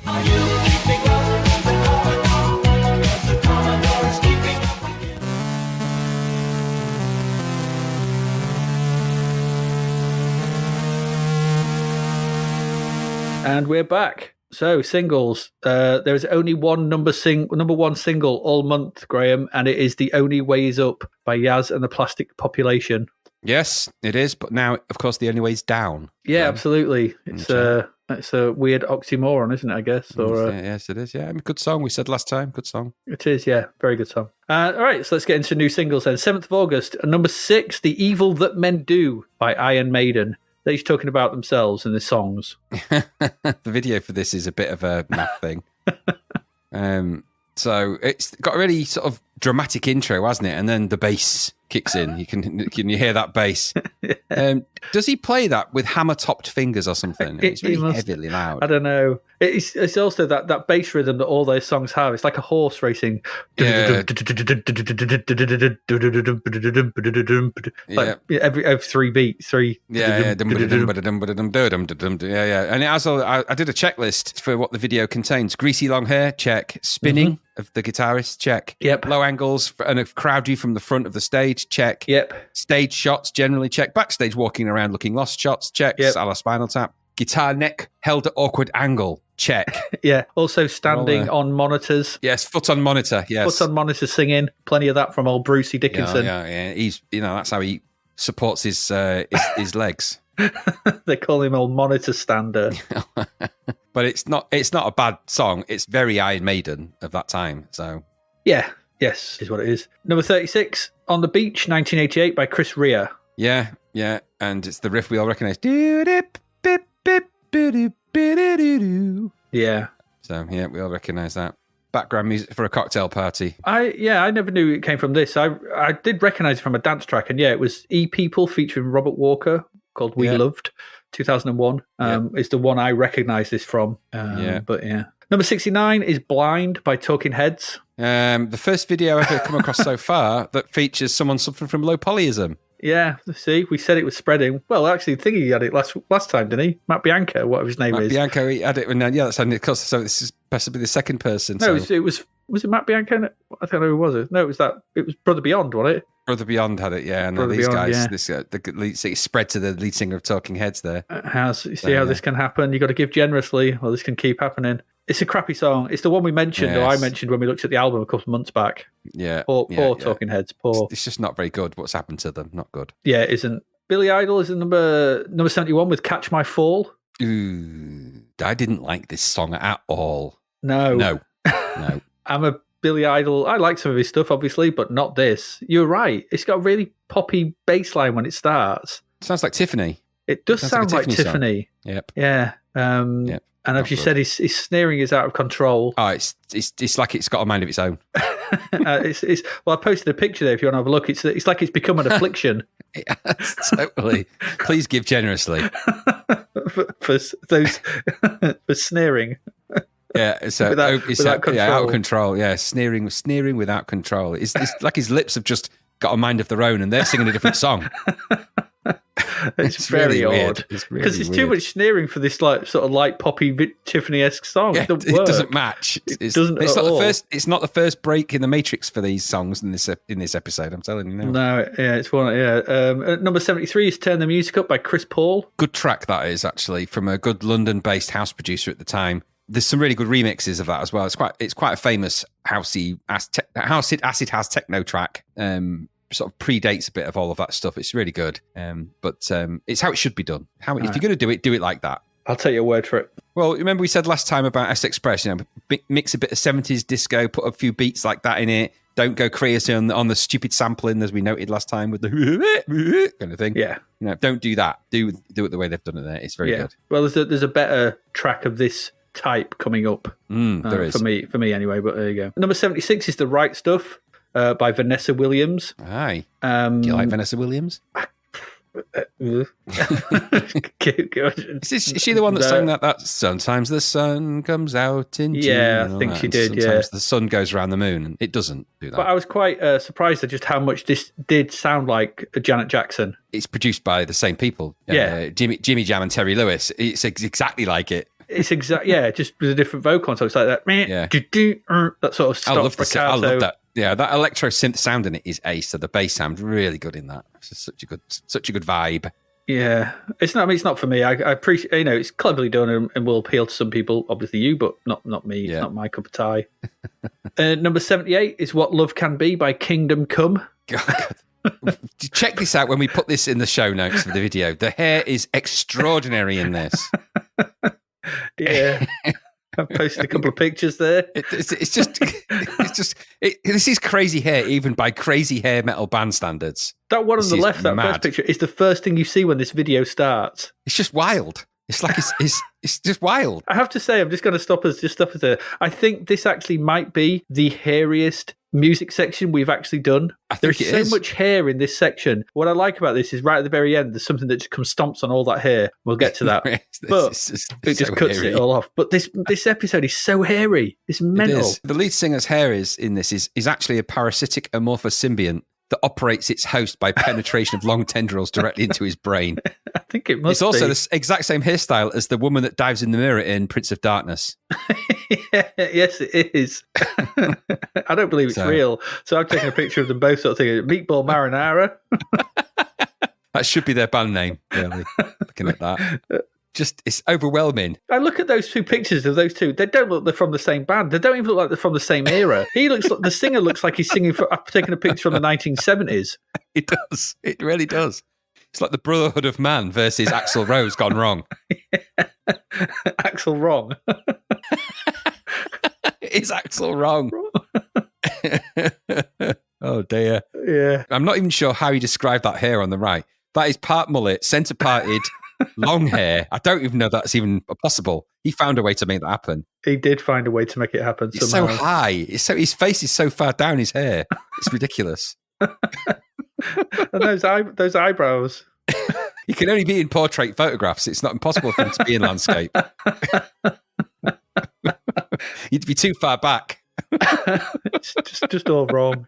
Let's move on before I start, things start happening. Number 80, Goodbye Mr. Mackenzie by Goodbye Mr. Mackenzie. Good song, actually, that. It is a good song, yeah. They're a good band, Goodbye Mr. Mackenzie. And as she's rightly noted, Shirley Manson's first band. Yeah. The singer in this video, though, is very wild-eyed. Yes, very. And it's just the kind of wild-eyed looking band, aren't they? So, yeah. Interesting. Curious and interesting. They were good. 14th of August, in at number 24, was King of Emotion by Big Country. Never a big fan of Big Country, really. I liked a couple of their tracks, but not this one. No. Good intro, though, and then it all falls into a bad old place, doesn't it? Yeah. So. It really did take a turn for the worse, this one. It did, yes. It was the King of Emotion. Or the King of Emoticons, as it would be now, I suppose. I suppose it would, yeah. Number 30 is Running All Over the World by Status Quo. I like Rocking All Over the World by Status Quo. Just changing one word for a charity single. It's not much effort, but all right.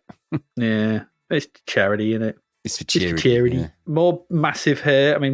Status Quo, more big hair. Number 35, big hair in this video, Sweet Child of Mine by Guns N' Roses. Yeah. Do you think that's the most recognisable Guns N' Roses song out of all of theirs? Yes, that riff. That riff at the beginning has to be. That bloody haunts me, that. As you will know. It's definitely, I think it's, what else? Welcome to the Jungle, Paradise City, Don't Cry, but I think this is above and beyond all of them. I think Paradise City, because of the big epic beginning, but I think as soon as anyone hears that riff, you know it's Guns N' Roses and it's Sweet Child of Mine. Yeah, I think this is their big one. And I think this is the one that starts to catapult them to massive global star status. Global fame here at this point. It's weird. It's strange, isn't it? You see these coming in at number 35 and it's like, knowing what's going to happen over the next few years with things like Use Your Illusion 1 and 2 and stuff and down the line. Number 41 is I Won't Bleed For You by Climby Fisher. Didn't ask you to. Yeah, you bloody well didn't. You didn't need to bleed for me, and it's a bit grim, that. Not my cup of tea at all, Climby Fisher. I tried it, but no. No. A climb too far for me. Yeah, climby. And climby's not a name, it's a verb. Isn't it? It's an adjective. It's a description. Yeah, it says that I'm not going up there, it's too climby. or it's a dwarf. Yeah. Climby the dwarf. Climby, yeah, it could be Climby. The one that never quite made it into The Hobbit. Is in later editions. Gimli and Climby. The unabridged version of Lord of the Rings. You have my axe, and I'll climb the wall for you. Bog off, Climby. We don't want you. There's 9 in this fellowship. It's like you challenge J.R.R. Tolkien with that kind of dialogue. Bog off, Climby. Yes, I'm with you on it, so I can feel it. Well, for a moment... It is what it is. He was here with me in the room. Or that may have been J.R. Hartley. At number 44, Superstitious by Europe. Oh, God, this video. Why is the singer channeling David Coverdale in it? Why? I don't know. The intro is really over-dramatic, and they're all stood in a line in sort of silhouetted shadow and shade and black and white. And it's like, oh, goodness me. Crap Bohemian Rhapsody. Yeah, and then it goes so close to Joey Tempest's face, even he's frightened. He's like, when they ask for a close-up, a big close-up, don't go that close. No, that's too close. That's too close. I can see up his nose. Christ, and I can see right down in the back of his head. It's a really weird face. Yeah, it is. And striking-looking guy, but weird looking in that. So much hair. So much hair again. Voluminous hair. It's ridiculous how much hair there is. The burl in there is beyond belief. The hairy burl. Because he's a skinny little thing as well. He's a skinny little man because he stood there in silhouette at the start, so you get an idea of his skinniness, and then his hair's unleashed and it just blocks all the light out of the studio. Like, Christ's sake, we need more lights. But then we'll set fire to the hair. It's a bad conundrum. That's why they were in very, very low lighting in the opening sequence, I think. Yeah, they were cooling down, because that light that's behind him in that picture, it's actually 10 miles away. I did notice, though, why does he sing with his hands in his pockets? That's the David Coverdale way. That's what I say. He's doing his Coverdale. I was wondering what hand malformation is he hiding? What are you doing, Tempest? Tell us. What do you got in there? Are you trying to peel an orange in there? What are you doing? Yeah, what's going on? At number 46, Where Did I Go Wrong? UB40. That's a long list, isn't it? Yeah, it is for them. Yeah, do you really want the list? He looks a bit like Rick Astley in that video as well, like a fat Rick Astley. I've done my UB40 time. I'm not watching any more of their crap, no matter what they release. I'm not doing it. UB40, IB nearly 50. Bollocks to that. Yeah. In at number 55, there was Every Girl and Boy by Spania. Oh my God, no. With this shit on every level that it can be. It's clearly trying to be a popular in the gay clubs, etc. of the time, trying to adopt that high energy sound that many of the tracks did, that Euro high energy, doom, doom, doom, doom, doom, doom, doom, doom, doom, doom, doom, doom, that kind of thing. Yep. But this is kind of a crap new beat variation. And it's actually really shit. And her hair is massive. Yeah. So it's a new high for Spania. This is Spania's hair's gone mad. It's taken over. Yeah. She's another one where the hair is singing out of her face. That is not a human being. That's a hair. That's hair that's adopted a way of singing, and it's just a symbiont. I don't know what's happened this month. Just the hair has gone crazy. It's a hairy month. That is why. On a blue background as well to make it even bigger. It's like, wow. Yeah. Well, I reckon there was supposed to be something projected on there, but nothing could be because the hair just sucked it all in. Yes, but the funny thing is now with the techniques of modern composition, we can put whatever we want in the background of that, can't we? We could do. Yes. I might put her down a toilet. Really easy, that bog brush head. The Spania bog brush. She would have made a fortune from that, I reckon. She'd have been able to live off that royalties for many years. I'm telling you, anyone from JML that listen to our podcast, there you go, the Spania. The Spania bog brush. It could sing Call Me as you clean the toilet. It could do. I wouldn't want it to, though. There we go. I won't want it to, though. I'm smashing the batteries in that thing. Even if you take the batteries out, that song it still plays it somehow. It does, yeah. It doesn't run on battery power. It runs on pure hair power. Well, it's connected to the central Spania by Borg Wi-Fi. They're all one. They're all one Spania. All the bog brushes in the world. Yeah. It's all just one Spania. Yeah, exactly. It's like the Borg. We are the Spania. Please, somebody out there, make a redux of a Borg attack with Spania music on it. Just for me. They should, just for you. At number 61 is I Hate Myself for Loving You by Joe Jett and the Blackhearts. More big hair, but I really like this song. It sounds exactly as you, and sounds and looks exactly as you imagine it would. Absolutely, but there's nothing wrong with that when it's done this well. This is a really good song. That drop for the title line into the chorus is ace. I really, really like it. It's just a great track. It's not an original song of hers, is it? But it's all right, man. No, probably not. And I have to say as well that she looks pretty fabulous in this video as well. There's no argument there. Yes, I completely agree with you there. Yeah. Yes. She's a very, very attractive lady. In at number 69 is Answers to Nothing by Midge-Ure. Yes, this song does answer nothing. It does answer nothing, but this is like the antithesis of the hair. There's a lack of hair here, but way too much face. Too much face. It's too much face. Too much face. You've used your face too much. Don't use your face that much for anything. No. It's preachy. Too much thinking's required. It's really weird when it starts as well, because it sounds like he's put himself really central in his own mix. So it's like his voice sounds really weirdly clear. It's too much face. Too much face. Massive face. And it's multiple faces as well. Multiple versions of his face on screen at some point. It's like watching a really weird Amiga demo just based around Midge-Ure as a concept. He just scrolls him in, bounces his face in, his face scrolls in from the left and right, zooms in and out. It's just like the demo by Spaceballs. It was just the demo of Midge-Ure. Midge-Ure. Good old Midge-Ure. In at number 76 is Destroy the Heart by House of Love. I actually quite like that song. Yeah, it's weirdly. Good. It is good. Yeah, another band that I sort of only really knew one song of, that was obviously Shine On. So we used to get play at the indie clubs. But I've heard a few other bits and bobs by them and I quite like them. Yeah, I thought that was good. They were only sort of together. They were like Flock of Seagulls in a sense, where they had a really good, exactly that. But they had a good core, and then I think there was either egos at war and sort of split apart after a couple of albums.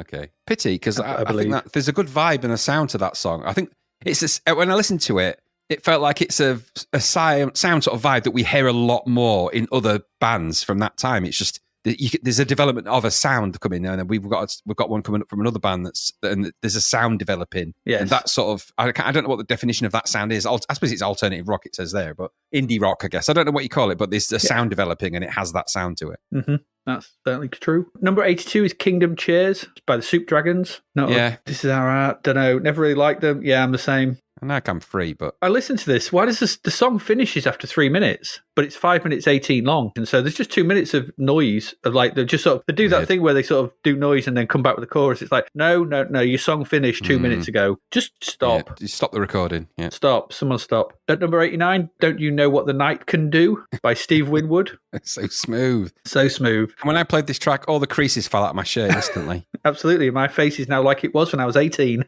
It is. It actually is. Look how smooth. It's so smooth. Your glasses can't stay on.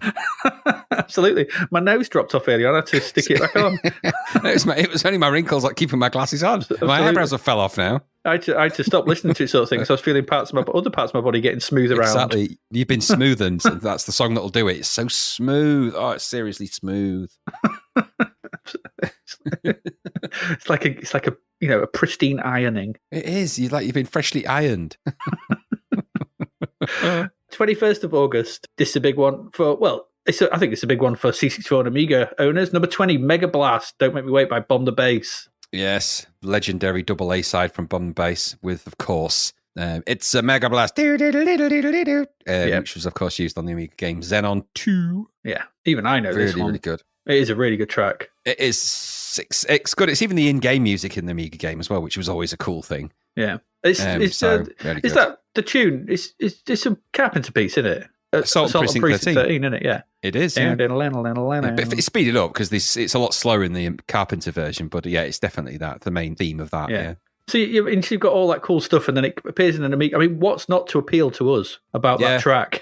Yeah. I remember I remember getting the original of Xenon 2 on my Amiga. I remember loading it up, and when it first starts, you get that.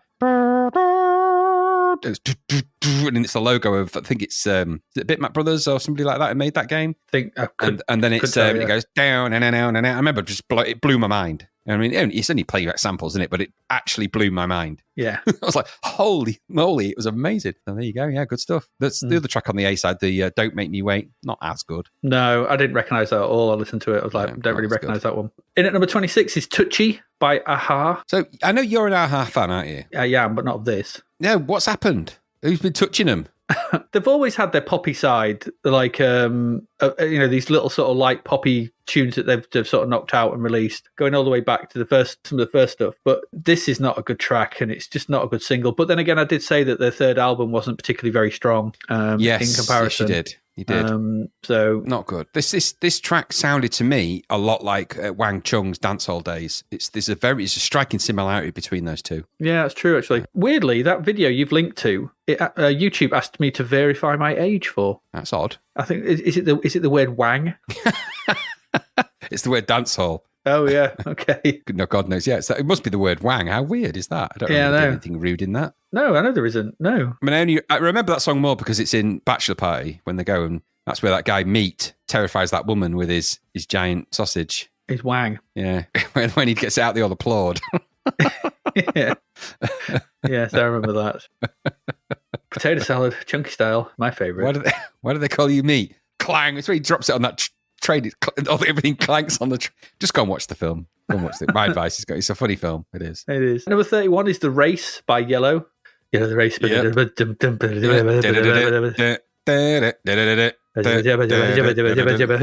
Yes. The lyrics are actually a very, very, very in-depth analysis of horse tranquilizers. They're currently enjoying something of a relaunch, aren't they? Because I noticed that Boom, Boom, the one that does that, chicka, chicka, that's now being used in the McDonald's adverts where when they do the Boom, Boom, people raise their eyebrows. And that turns into the McDonald's M. Yeah, exactly. You're being programmed, you bloody androids. Don't eat fast food like that. It's bad for you and the environment, and it's killing everybody. Anyway, on to the next song.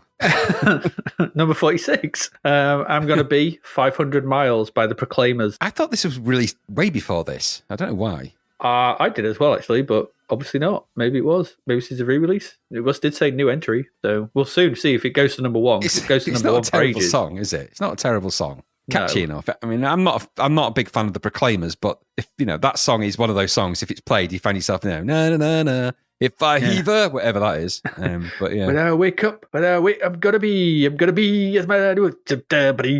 He walks a lot of miles. It's a long way, 500 miles. He does. His Google Fit app is going to be well pleased with him. No. It is, yes. He's done his steps, that's for sure. Absolutely. And then he's proclaimed it to everyone. I always felt the name was a bit like a bit of a listen to us thing. It's a bit of a well, I might not want to. I don't care about it. Bugger off.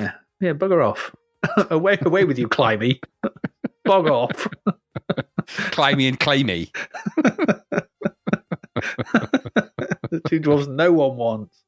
The first name of their band was Claymy Fisher. You can't call it that. Get out. You claimer. We're the pro claimers. Okay, we're the amateur claimers. In at number 66 is Dr. Stein by it actually says in the chat, weirdly enough, just to say this, number 66 it's by Halloween. In the charts they've got it listed as Halloween. The following week it goes up to number 53 and they had it as another new entry by Halloween. Weird. What blew my mind actually with this is I didn't even realise it even charted. No. It just never occurred to me that of all the songs to chart, that one. It's not. I listened to it and I was like, it's not great. It's not a great song, this. No, it's a bit of. There's a couple of weird tracks on that album actually that sort of stick out, and that's one of them. Yeah. But when I was on my travels, I came across. I mean, I know Halloween's Dr. Stein really well. I know all their albums really well because I'm actually a big fan of Halloween and always have been for years. You have. So. No, I know that Dr. Stein's not a great track, but okay, I listened to it because I thought, you know what? Okay, Dr. Stein has funny creatures. And then I came across this alternative abomination version. Yeah. Apparently it's an official Halloween video. Yeah, it is. And I was like, I'm looking at it going, what are you? It's so bad. It's so bad. I can't explain how bad it is. It's really, and I think is it Kiske in that video as well? To be fair, I don't recognise anyone because they've all changed very much. I thought he was bald these days. But... Yeah, well, it was. I don't know. I don't even know how to describe that, but it certainly ain't no Dr. Stein Halloween that I'm just familiar with. It's some weird alternate reality version. No. Awful thing as well. Horrible. Some ropey lyrics in it as well that I sort of never really picked up on before as well. Something about he liked the hips of his assistant, so he cloned her once or twice. Once or twice. Now his hips are aching. It's Okay. Now her hips are aching. What a deal. Yeah. His assistant's hips were nice, so he cloned her once or twice. Now his hips are aching. What a deal. More hair. Because that's more hair, let's face it. That's more hair. Dr. Halloween. More hair at number 88 is Edge of a Broken Heart by Vixen. Vixen. Such a Such a great name for an all-women rock band, Vixen. It is, yeah. I don't know what she's wearing in that bit where they're walking towards the camera at the beginning. Not much. It's a leather leotard. A leather tard. Very attractive. There's nothing wrong with that. I put another checklist in. You'll have seen for this. Long hair check, spinning, low angles, stage shots, backstage walking around shots, guitar held at awkward angle again. There's a few extras I put in here. Foot taps, roving camera, and backlight walking towards the camera. Yeah. Those things. There's more in there. You could go mad. You could. But you're right. This song is quite light. It's weird, isn't it? It doesn't match the band and that doesn't match the video. There's an error in the matrix. Yeah. Something's gone wrong. It's almost like it's out of sync as well when you're watching it because it's that much of an adjunct to what you're seeing. What you're seeing doesn't compute with what you're hearing. It's really odd. Really odd. Yeah, it's because I think the mix of it is really weak. It's a really weak mix. There's not much strength in the mix. I do like the chorus, though. The chorus is quite catchy. Yeah. I've been living on the edge of a broken... That's fine. Because I want... But there's a bit in it. It just, for some reason, it reminded me of Electric Dreams. I don't know why. You're right. It does, actually. I think it's just because it's tonally light in that way. And there's that kind of vibe about it, which just doesn't suit a rock band standing on a stage with big hair. So yeah, it is a vibe. It has got a vibe of that. It's very strange. I don't mind the track actually. It's actually all right, but it doesn't fit the sort of. I don't know if we'll come to something a little bit later on where we'll sort of discuss these kind of women bands a bit. I think. Or yeah, well, bands. Exactly. Yeah, I mean, I'm not a fan of that song, but I will be checking out all of Vixen's albums, videos, and just to make sure that they're just to be sure of what I know. Sure. What you know is exactly what you know. In at number 86 is Mary Mary by Run DMC. Yeah. I don't like Run DMC at this point, but it's just not my genre of that kind of rap. They're good at what they do, but it's not my thing. No, neither mine either. Look at number 88 is Look Out Any Window by Bruce Hornsby and The Range. Ah! It's the return of the Meatballs.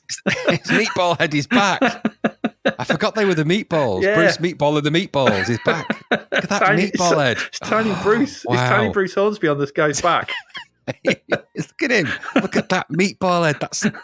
That's amazing. I found that in the video. I was looking through the video specifically for a good shot of him. That is a proper meatball. That wow. Goodness me! Even his eyebrows have gone meatball. Full marinara. That is such a massive meatball head.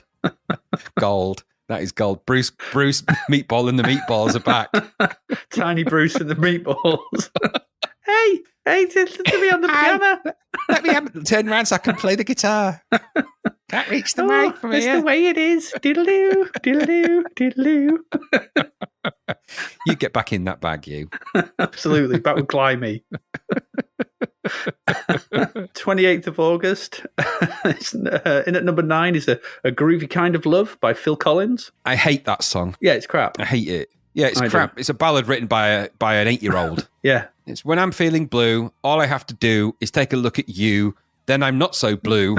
When you're close to me, I can feel your heart beat. I can hear you breathing in my ear. Wouldn't you agree? Baby, you and me got a groovy kind of love. Mm-hmm. And then the next one's, anytime you want to, you can turn me on to anything you want to, anytime at all. When I kiss your lips, I start to shiver. Can't control the quivering inside. No. It's also a song from a film about everyone's favourite lovable train robber. where didn't they kill someone on the train? Yeah, something like. I mean, I admire the fact that they've rhymed the word two 3 times in one verse. I mean, that's like, two. Okay, that takes some sort of that's some lyrical mastering. That's that's. It's terrible. It's not good. It's not nice. It's not. The problem is he's ended it with 2, but he's used blue, do, you, and blue again in the first bit. So he's run out of words. He's run out of rhymes for 2. I'd have to go with cockatoo. I don't think that'd fit. The trouble is, if you're using blue and do and you, then I'm afraid someone's going to insert the word poo. And that's going to be me. When I'm feeling blue, all I have to do is take a look at you and go for a poo.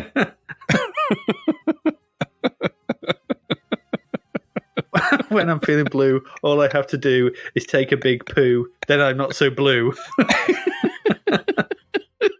and then he's used me, beat, and of course, then there you've got feet and meat you can apply into that. Well, I would link the taking a big poo. Then I'm not so blue. Then I start to shiver.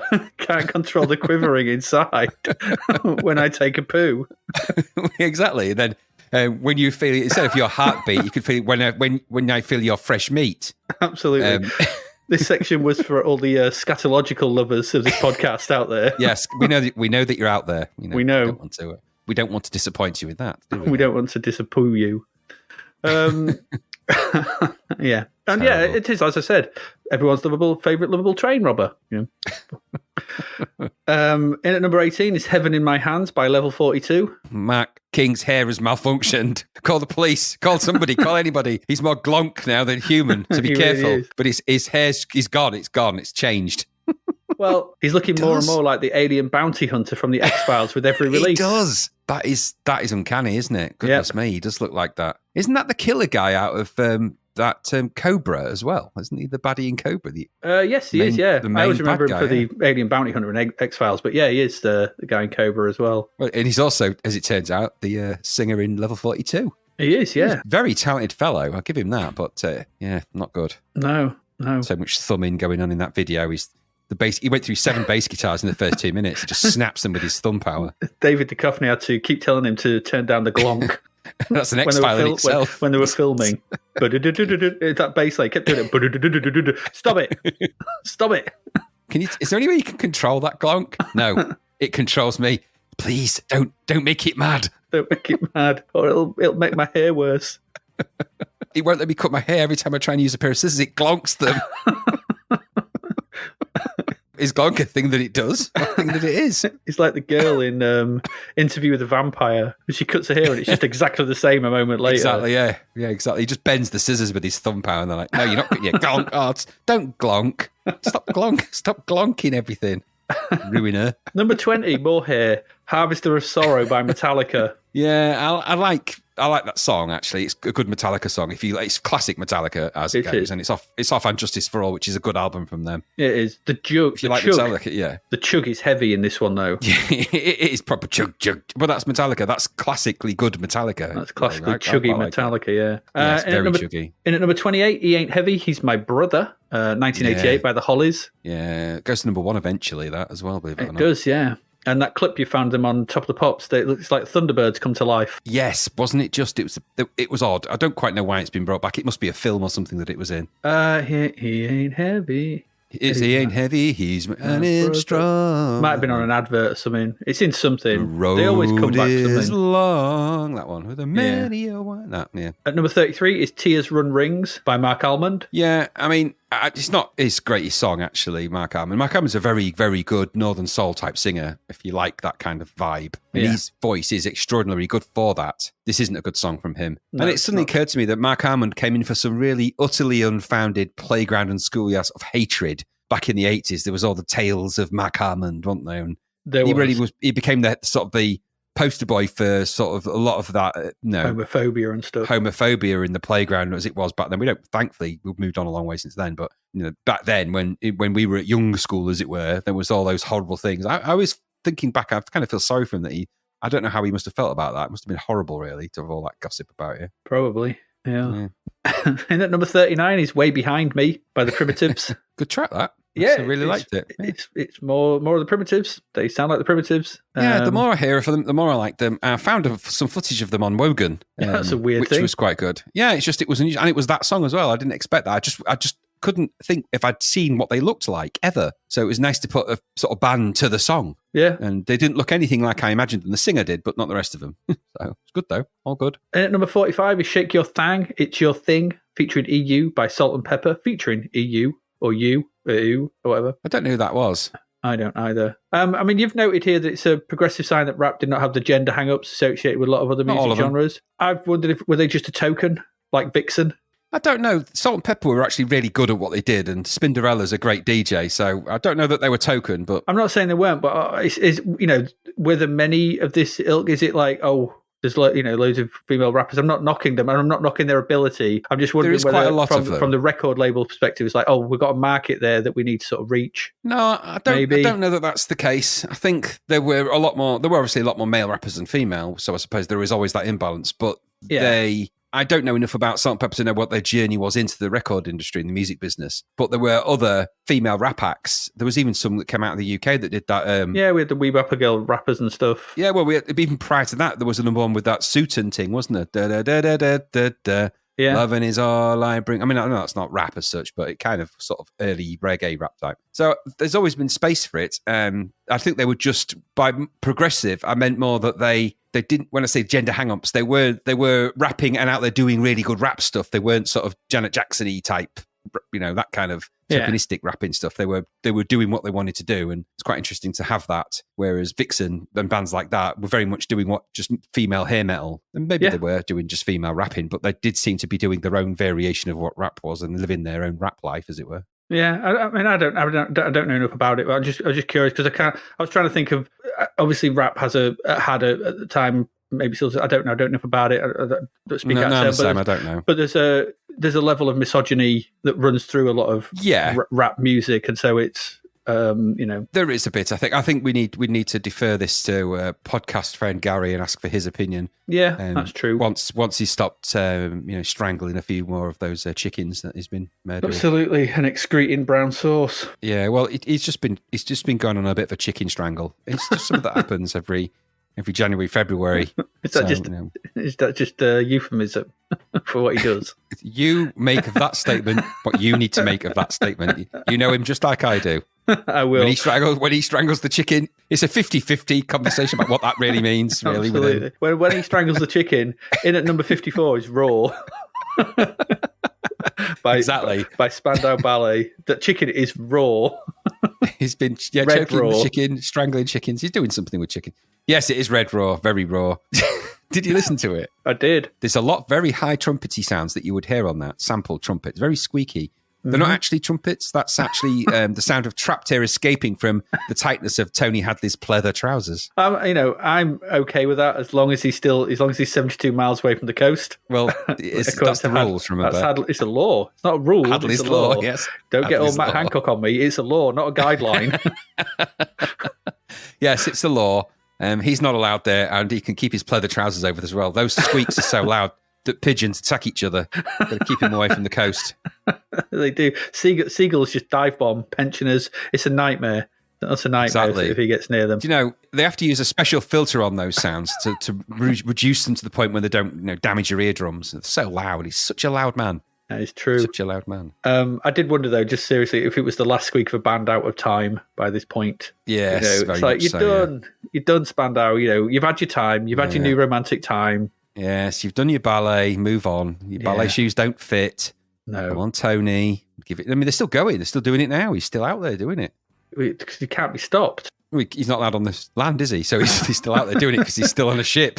Just keep it sailing round and round and round. Gold. It can never be stopped. It's like that train movie where they're on that train that can't be stopped. It's the same thing. Snowpiercer. Yeah, it's the coast piercer. He's just got to keep on going round and round. Don't ever let him land. Don't ever let him get his sea legs out of his pleather trousers. Exactly. They took him dangerously close to the Straits of Gibraltar, and they're all bent now. He broke them. He broke the Straits of Gibraltar. They're jagged. And everyone blamed it on Hercules. Poor Hercules. Straightened Hercules. Hercules bent them and he straightened Hadley them. Straightened him. That's what happens when you take him near somewhere. He undoes things that people have done that are proud of. Exactly. Bloody stupid Hadley. Get back in your boat, Hadley, and keep on trucking. Keep out there. Don't you ever come back on land, Hadley. Don't you ever come back. You're not wanted. You're not wanted here. Take your bloody gold medals and get lost. And you and your pleather trousers. And at number 72 is the final batch of hair with Stand Up by David Lee Roth. Aye, yes. Everything you'd expect in a David Lee Roth track video. Everything. And the opening to that video is problematic. I'll just say that. Yes, straight away. Immediately so. It's incredibly like, oh, no. Yeah. I always judge something and like, if I was sat watching this, would I be embarrassed if my partner walked in? And I would be. I would. I'd just be saying, going, it'd be like, what are you watching? I'm like, oh, it's a David Lee Roth video. A, it's because I'd be watching a David Lee Roth video. But B, just the women, pictures of women, it's just awful. Yeah. It just made him. Anyway, finally, sticking a massive foot on all that hair is number 93 is Gigantic by the Pixies. Not the first single, I don't think, but you've said you don't know much about them. I don't. I do. So the Pixies were a huge band, signaled the sea change that would become grunge a few years down the line. They're part of the start of the backlash against hair metal and one of the first proponents of the quiet then loud type of song. This is essentially what they said they did. That would go on to be just about every Nirvana song, obviously. Just from the Wikipedia article on them, it says sonically, Pixies are credited with popularizing the extreme dynamics, stop-start timing that become widespread in alternative rock.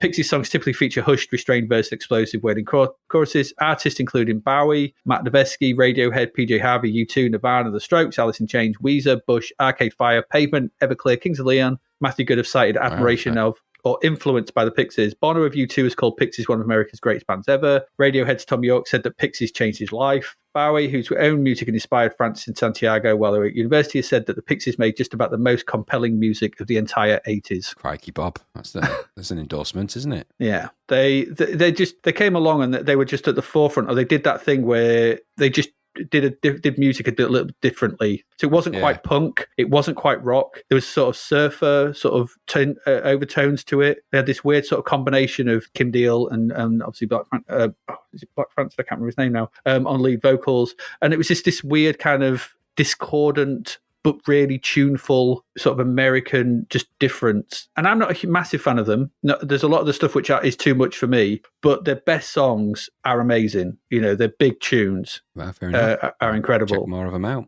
I was impressed by what I heard. Not quite my cup of tea, but it felt very different. Even upon hearing that, I was like, "There's something very different about that." Yeah, it's worth listening to. Surfer Rosa and Doolittle if you're going to listen to two of their albums, and see how you get on with them. I think they're probably their best two albums. But even I don't like everything on them. They're all over the place. Divisive and unusual. Yeah, they're just whatever they want to be. They were just like, we're going to do this now. Oh, okay. So we're going to do this like mariachi type song. Now we're going to do this weird bit now, and now it's going to be this classic sort of indie club anthem. And there's so many of them. Gigantic, Valoria, Monkey's Gone to Heaven. There's tons of them. They're very, very influential, the Pixies. And like I said, all this hair through this month, and then right at the end, in at number 93, is the almost like this kind of narrative sort of change in the way that, something came along and completely... This is the start of getting rid of all that hair to some degree. At least that's what I think. No. I could be wrong. I mean... It was interesting what I heard. It was certainly something that I'd not quite heard that before, and I've not heard a lot or any really Pixies knowingly. So I'll be checking a bit more of that out, that's for sure. You'll recognise a lot of them. They used to play loads of them down in Gulliver's. Oh, that's what I mean. I think I'll have heard them, but it'd be interesting to put some name to the face, as it were, a song to the name and a sound to the face. Yeah, so there we go. That's the music for August 1988. It's quite a lot. Loads of hair, so much hair. Meatballs, hair. Much. Climby, so much stuff going on there. Right, we're going to take a quick break. We'll be back in a moment, where we will be back with our last few games for this episode. So stick around.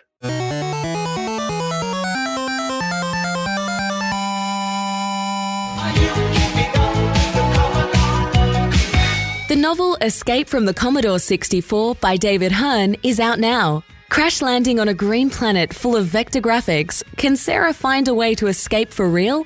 Or is she stranded on a planet full of sun, sea, and chippy tea forever?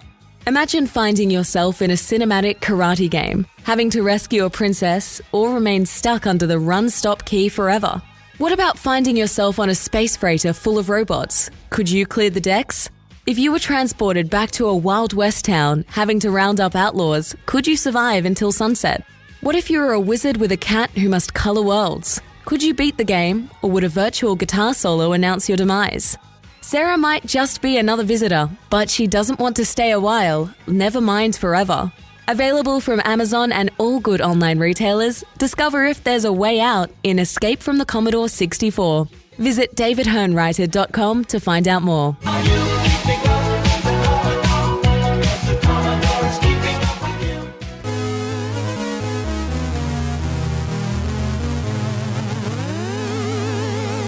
And we are back. We are back for our last part in this episode. We've got 4 more games left to get through. So, Graham, you've got the first one.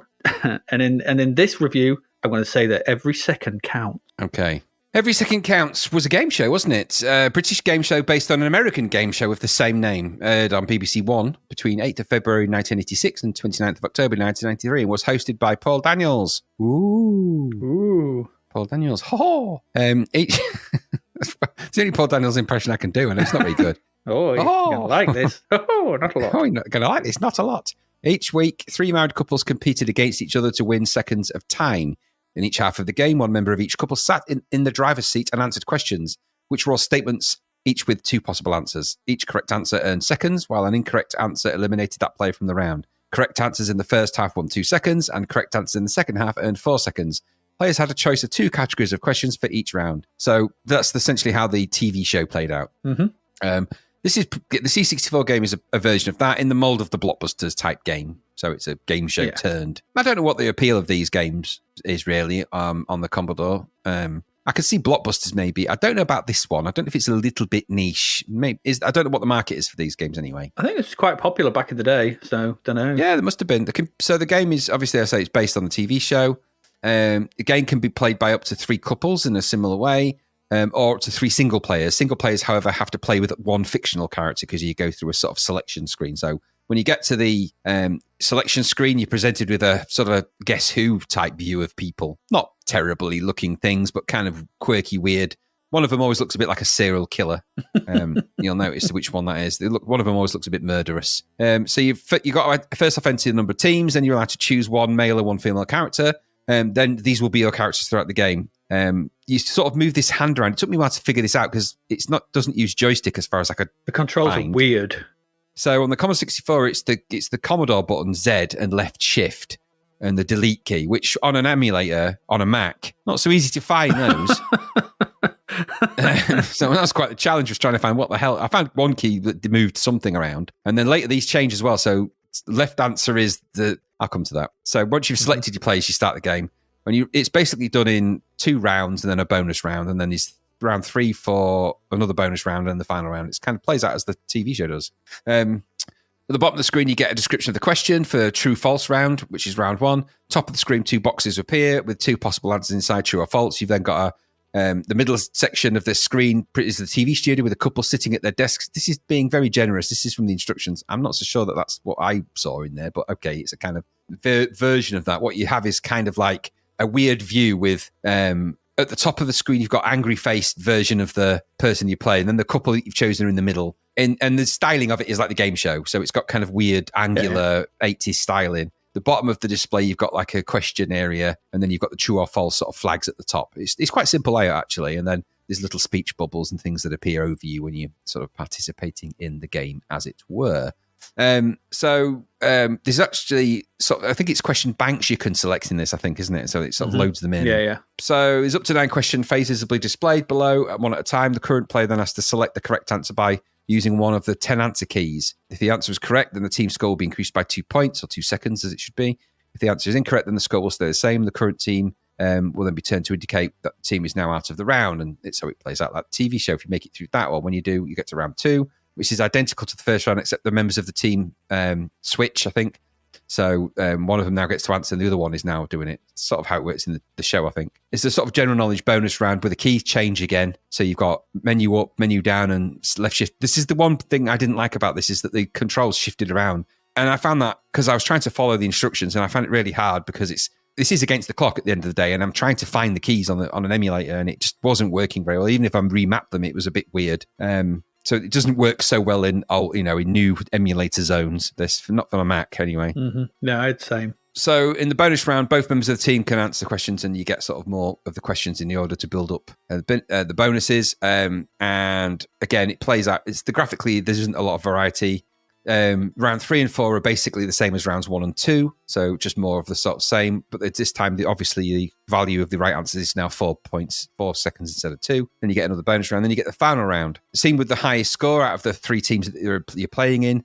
Go on to the final round, then you're presented with 2 categories to choose from at the bottom of the screen. Once the categories are selected, the answers are displayed at the top in a similar way to what it has before. The middle screen section shows the 2 remaining team members side by side this time rather than behind each other. The desk will also change, shows a number of triangular lights. So you remember the triangular lights from the TV show as well. Remember that quite one of the iconic things you remember of it. Number of lights indicated, the correct number of answers needed to get to the next section of this round. So then obviously you ask questions, they start the clock, and then these phrases appear, and you've got to answer the questions using the appropriate key. Again, I had a lot of trouble here because the keys changed again, and they change it slightly differently depending on which person you are as well. So it's really weird. So the left player has different control keys to the other player. It gets quite confusing at this point. Yeah, I think you're supposed to play it 2-player, aren't you? So it's the kind of the sort of mirror keys on the opposite side of the keyboard. Yeah, so you can it both just be doesn't jabbing quite at them. work. Yeah, and if you're on a Mac keyboard, they don't map to the keys exactly either. So there isn't the same keys. It's really, I found it quite challenging. So I didn't get to experience this. I was putting in loads of wrong answers, and that wasn't by on purpose. I just pressed the wrong key, and it was I was like, oh, for Christ, I know that's not true. So I was kind of diddling myself anyway. So I have to say, this isn't a terrible game. In fact, it's not a bad game. It's not a bad version of Every Second Counts if you go with it. Mm-hmm. There's plenty of questions in there. The questions suffer from the ageist thing that we've had before, so some of them are a little bit odd. Yeah. They're 80s questions, aren't they? So. Yeah, some of them are, and some of them aren't difficult questions either. They're quite easy, and that's quite good. So one of the things we found in the other ones, when you have to type answers in, that they can be quite hard. Mm-hmm. These ones aren't terribly difficult. I just found that I was fighting the controls every opportunity in this game and it felt like I should just be able to do something simple with a joystick. Now, it could have been just left for true, right for false, or I don't quite understand the mapping of it. I guess it's designed, like you say, for multiplayers on a keyboard. Yeah. And I imagine if everyone knows their role and everyone knows how it works and what keys to press, it's actually pretty straightforward from there, because it doesn't require a lot of key presses. It's at the end of the day, you're emulating a quiz where someone presses a buzzer, so all you need is a button that emulates that. I quite liked the way it does. It was missing its host, I noticed as well. Did you notice that? There's no Paul Daniels image in it, whereas Bob Olness was in Blockbusters. No. There's no Paul Daniels, which is a good thing and a bad thing. That's a good thing. Is, yeah, I mean, but it's, I don't know if it misses that. I don't suppose it needed a digitized Paul Daniels, but it just felt like it was hostless a little bit. And the host brings the host for, like you said it last time about the one of the game shows we looked at in the TV section in the last episode. The host brings almost everything to these shows. Play Your Cards Right is nothing without Bruce Forsyth, and this show was nothing without Paul Daniels initially, and I think it changed to Bob Moncas maybe later. But either way, it was nothing without its host. So if you take that away, even in a jokey way, even if it's represented by text, it sort of feels hostless and it feels a little bit drab. It does need a little bit of personality to it. It can't just be characters on a screen answering questions being fired at. It felt a little bit more interrogatory than it should have as a game. Mm-hmm. But that aside, I played it through as best I could. I didn't think it was terrible or anything, and it's not expensive particularly. It was coded by somebody called C. Pimlott, published by TV Games. There is music in it, which was all right. It's a version of the TV theme from the game show. It's not a terrible thing. If you like, I think if you had the space for this and you had a space for this in your library, if you like the Blockbusters and those things, you'd like it. And if you're of that ilk and you like the TV game and you could like questions and things like that, and you had a couple of you could play this as a team, I think you might have a bit of fun with it. It was all right. But other than that, I found the controls for the emulator a little bit difficult to grasp. What about you? Yeah, it's just Every Second Counts without Paul Daniels. I think they've done a pretty good job of translating the game, the actual TV show there. All the rounds are there, the things are there, the questions are there. It all works. It's just, as you rightly say, it's the random input method. But I think aside from that, it's a fairly decent stab at converting the show to the C64. 6 banks of questions, decent presentation, I thought. There's not much more you can really do with it. The characters do look like Guess Who characters, but, they're all right. It's like Blockbusters. They've done an okay job here. Yeah, the questions will run out in time, which is one of the complaints they had in the review, but isn't that the same with any home quiz game? You're always going to run out of questions. Even Trivial Pursuit's going to run out at some point. I thought the visuals on the contestants are okay. It is what it is. I played through quite a few games of this. The dual controls for the final round were even harder to work out. It's just dead weird. I don't know why they just didn't go for something simple like ZX and C, like PO and I, if they wanted, on either side of the keyboard.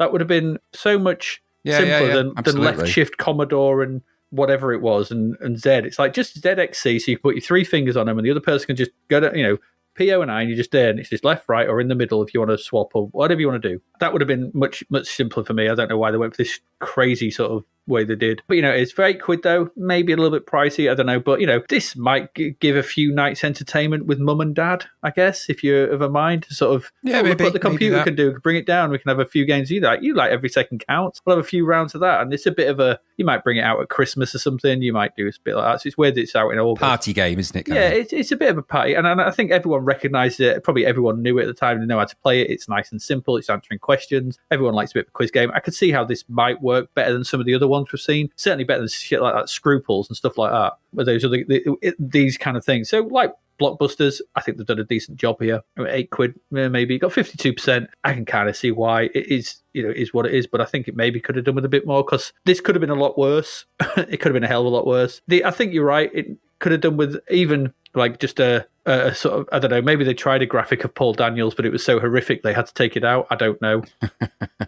Who knows? It could have done with something like that, but where would you have fitted a Paul Daniels into this? I don't know. The board allowed for a bit of space and a sort of digitized Bob Holness in the other one, but where would you put him in this? I don't know. You could have had a little sort of thing of him at the bottom asking the questions or something, a little animated one. But yeah. Maybe something like that. But yeah, it's all right. It's every second counts. It's what it is. A fairly decent rendition of it. There we go. Every second counts. Let's move on, because every second does indeed count, as we've got to get 3 more games through the door. And our next one is Desolator. Desolator, Graham. Have you ever heard of this? No, I hadn't. I hadn't heard. No, this is a really odd one. This is an odd game. So this is a port of the arcade game Kairos, hence why it's got the full name here when it loads up, Desolator Halls of Kairos. So this was just Kairos in the arcade. The original arcade game was made by Alpha Denshi Kogyo Company Limited, also known as ADK. And although I looked at a long list of their games, there was not one I recognised. I didn't recognise any of them. Just as I don't recognise this. I've never seen this in the arcade. I've never heard of this. No, never heard of it. I even had a look in the Arcade Imperfect book. It's not even in there. So I don't know what this is. It's a mystery. Whatever. Anyway, it's a mystery. But they made quite a lot of games, this ADK, so God only knows. The C64 version was developed by Source, according to Lemon64. That's about all I could find about it, this US Gold release. There's not a mention of it. I can't find anything of it, so God only knows what this is. The plot itself is weird. It centers around the evil Kairos, spelt Kairos, not Kyros as the name is, who has kidnapped all the local children and imprisoned them in mirrors in his dark castle. Having none of this, our hero, Mac, puts on his fighting duds, readies his fist, and gets going over 5 levels of punching arcade action. So, when we start the game, we get a little interstitial of the castle. It's got someone in green at the top, and you at the bottom in red. Weirdly, this is also titled Castle Sketch. I don't know why. It just says Castle Sketch at the top. I have no idea. Maybe that's the name of the castle. Maybe it's a placeholder left in by mistake. I have no clue. Nothing would surprise me with this game. So once into the game, it's revealed to be, it's like a punching commando variant, is the best I can sort of say what this is like. You play Mac, as I said, and you've got to make your way up the vertically scrolling levels, punching everything that comes near you, from normal goons to knife-throwing knights and anything else that moves. The UI at the bottom shows Mac's health and his current number of special throwing devices, which can be found along the way, along with the score, high score, and number of lives. It's simple arcade stuff. Along the way, Mac will see mirrors on the wall, and if you punch these, it frees the infant within them that's been trapped within them, who will then run about the area where you need to collect them. You basically just run into them and collect them. If you grab 9 of these little blighters, then Mac will transform into Macho Man. See what they did there? Rendering you invulnerable for a short time. There are potions, or bonus points, and energy to collect to replenish our hero. For should your energy run out, you lose one of your 3 lives, and once they're all gone, it's obviously game over. The good thing is that death starts you right back where you died, and when you do die, you get a little progress again of the castle sketch screen as well. And if you've actually moved across even through the level, you're close to the castle. I thought that was quite nice. There are also teleporters that take you through other parts of the level, and special squares that act like smart bombs or turn all the enemies into girls dressed in blue. At least that's what they look like to me.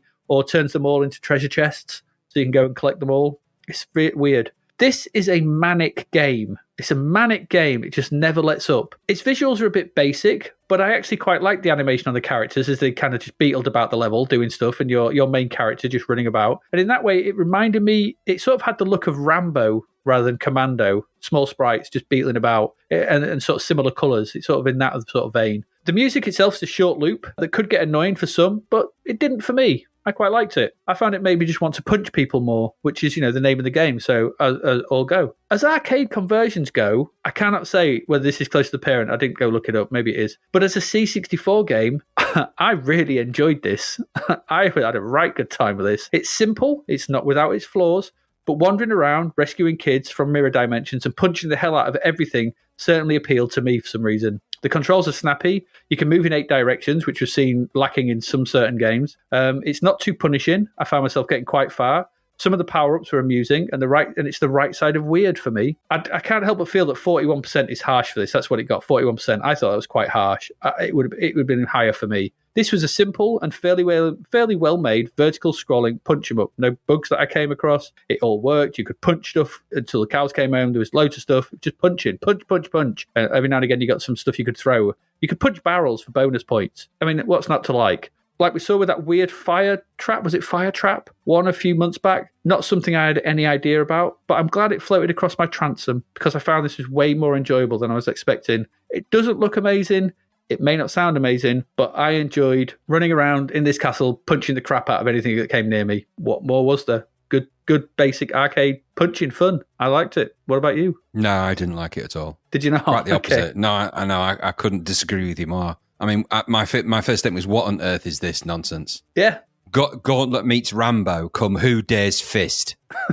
What's not to like about that? It's just a big, grueling gauntlet punch-up. All right, I get that. Bitty, badly animated sprites that pop up all over the place with a very repetitive background map, a drilling in-game tune that's straight from the Guantanamo Bay playlist, ugly to look at, poor scrolling that occurs too close to the edges anyway, unpleasant gameplay that sees you bombarded with stuff, an endless repetitive loop that will drive you slowly mad, uninspiring gameplay, blocky imagery, and not heading into the classic territory for me. The fact you can't skip the level intro is a nightmare too. Every time you die and start again, you get that little toodly-doodly bit. Mm-hmm. No, not for me. This I thought it was awful. Not in any way good. So I didn't enjoy it at all. I can see where you're going with the kind of look and feel of the Rambos, the Commando type vibe. But this was just bitty and it wasn't very pleasing to play. I'd rather go back and play Alien Syndrome or something like that than play this. So not for me. Not at all. Nope. Fair enough.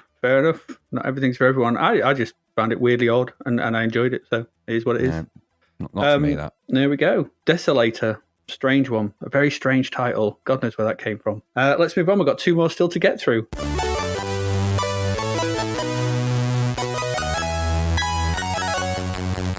And Graham, Destruct. I wish this had. 199, 38% this got in Zapped. This is published by the Powerhouse, coded by Clark Denham. Graphics were by Clark Denham, and the music was by Jay Derritt. There's a very simple brief to this. Over 20 levels of fast and furious arcade action interlinked by an ingenious bonus section, making this one of the most addictive games you'll ever play. That's it. Fly over the surface of the planet in your battle-armored jet suit, fending off attacks by enemy aircraft and guided missiles, while avoiding the deadly landscape features. At the end of each level, you will be confronted by a gigantic mothership, which is invulnerable to your normal lasers, so you must shoot the asteroids that are flying over the planet, which reveal crystals. The crystals must be collected and used against the mothership. Should you destroy the mothership, you will be met by a friendly alien who will carry you at high speed to the next level. During this journey, you must hit the red energy orb to keep it in front of you, and the longer you can do this for, the more points you will earn. That is the instructions. Enjoy the instructions. I hope you did. So this is it's a budget shoot 'em up. I get it. It's got a really, really basic look and feel to this. I mean, when you get this weird title screen, which is kind of it's not even really, I don't call that a logo. The logo of the company is massive compared to everything else in it. Mm-hmm. You only get the sort of the classic bouncing sprites intro where you can choose 1 player, 2 player and things like that. And then the game begins. Now, the game has a mix of backgrounds that vary in quality. They look a bit basic. They're kind of a base reliefy look, but they're very basic. The sprites are kind of horrible in it. You're this little Rocket Man jetpack guy. The main chunk of the game is the top sort of, I guess the top just maybe just over half. Bottom half is the UI, if you can call it that. You're confronted with your jetpack guy shooting at things in a shoot 'em up way, flying along and blast everything and don't touch anything. Don't touch anything and just don't get hit, kind of thing. At the bottom is your UI, which gives you your score and your number of lives and that kind of thing. And it isn't very pleasant to look at visually at all. But it is £2. So it is £2. And I get it. Okay. There's hints of a million other games in this. I mean, there's nothing original about this. There's bits of Defender, there's bits of Drop Zone, there's bits of Jetpack, there's bits of every side-scrolling shoot what we've come across. It's really hard. You die a lot. That will gradually drive you mad because every time you die, your head falls off and does this kind of repeated thing that drives you potty. That becomes tiresome. The first rule of the shoot 'em up club is you do not have a stupid repeated death sequence. That's the first rule, I think. And this one has. So you're going to get tired of that happening all the time. Graphics are a curious mix of blocky and colourful in a way, I guess. It scrolls okay. A load of the screen is UI with your score, crystals, lives and all that. There's a tune that plays. It's not going to be lighting up anyone's top 10 SID tunes anytime soon, but okay, it's not horrible. It's all budget fodder. So I suppose it's only £2 worth of buyer's remorse at the worst, really, this. There's a lot better budget game shooters out there that we've seen and come across over the time. Mm-hmm. I can't list them all, but there's a whole bunch that are better than this. This felt very basic for what it is. It's playable enough for £2. I mean, but it's just, I think it's on the too far down the basic route to be any good. It's just a bit too simple, and it's really, really hard. Annoyingly so. And it makes me wonder how long this, if you just went through this game, it'd be about 5 minutes, I bet, because it's just hard for hard's sake. Some of the backgrounds get quite nicely shaded as well when you get to some of the late levels, but it's just the same thing over and over and over again. There's nothing really. It's £2. It's another £2 budget shooter with £2 worth of shooter in it. I don't know. I didn't hate it, but it's not a game I would ever have really enjoyed if I'd have bought. It's not that good. What did you think? No, I didn't like it. It reminded me of Jetpack Joyride, another one. Yeah, it's not that vibe. The little jetpack guy flying about. Jetpack guy constantly scrolling just things coming along, blah, blah, blah. It's not it's an auto-scrolling shooter. I had no idea what I was really supposed to be doing aside from blasting everything, collecting stuff from the rocks once I had shot them enough. The sound effects are really loud. Really loud. Really loud effects in it, aren't it? So it reminded me of that Rascal we looked at ages ago. Yeah. It's like, oh, Jesus Christ. Okay. I did. The one thing I did like, I liked the Venetian blind effect of the levels being drawn on. I thought that was quite nice. It's all right. It's a nice effect. But it's just, like you said, it's all too hard again. You should be able to fly in front of the landscape. I don't know why the landscape, you can put always a bit of depth. The same. Just stupid as it is. You do not, because what that means is that quite often you just don't have enough room on the screen to avoid stuff. Absolutely, because you can't get round it. It's not, in the words of what's his face in Chernobyl, it's not terrible. It's not great. Yeah. This is you'd just be like, oh, okay, if you bought this for £2, you just put it down to experience and move on. Not buying anything by the Powerhouse again. It was pretty ugly, though, I thought, and the main sprite was like from 1983. Yeah, nobody taken a lot of time drawing those with all the shading and everything, had they? They've just kind of gone for real blocky. Yeah. Destruct. Yeah, wish it had. There we go. Right, one more left.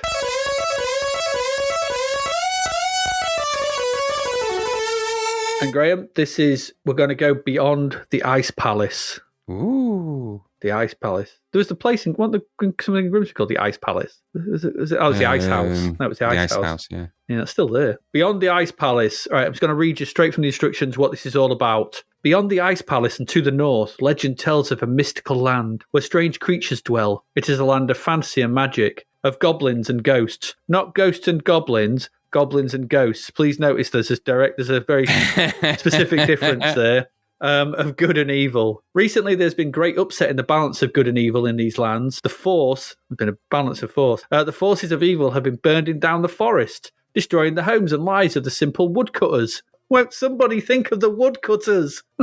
They just ruin them. We're putting them out of jobs and everything. One night, a meeting was held between the ancient and wise spirits of the wood. A decision was made to appoint a single person to be responsible for returning the balance of the lands once again by banishing the evil back from where it came. They blessed a sacred arrow with the powers of the woods, which would summon a spirit in times of need, and shot it into the air. Whoever found the arrow would find themselves in an adventure of fantastic importance. I think that's putting a lot of responsibility down to chance. I mean, if you need someone who's going to come along and sort this out, you want to pick them. You don't just want to leave it to happenstance of some. It could be one of these woodcutters. It could be anyone. Yeah, a bit silly, but anyway, that's it. That's the background. So there's no story. I don't know who you are. This is from Elite. It was coded by Nick Jones. And graphics by Nigel Brownjohn. From Niggle. Niggle Brownjohn. Brownjohn, that's an interesting surname. I like that surname. Music, of course, by Mr. David 3-Second Loop Whitaker. So Nick Jones, he's the guy who converted Cybernoid 1 and 2, Equinox, and so on. He's got a bit of a track record, a bit of pedigree behind him. And it shows this is a very competently put together Ghosts and Goblins variant. When I say variant, it's a Ghosts and Goblins rip-off, except it's a bit more underground rather than overground. Yeah. So the game starts with a nice title screen and music. Once into the game, you are presented, so you start like above ground and you've got to go straight down, but you're presented with 3 weapons that you can choose from. So it's kind of like what in Ghosts and Goblins, the weapon you run over weapons and that's the one you've got to use. Here there's a mace, a dagger, and a sword. So the dagger's the quick-fire one, sword's a bit slower, does more damage, and the mace is kind of like the axe from Ghosts and Goblins, sort of it throws in an arc. All have their strengths and weaknesses, and then you plunge into the dungeon below.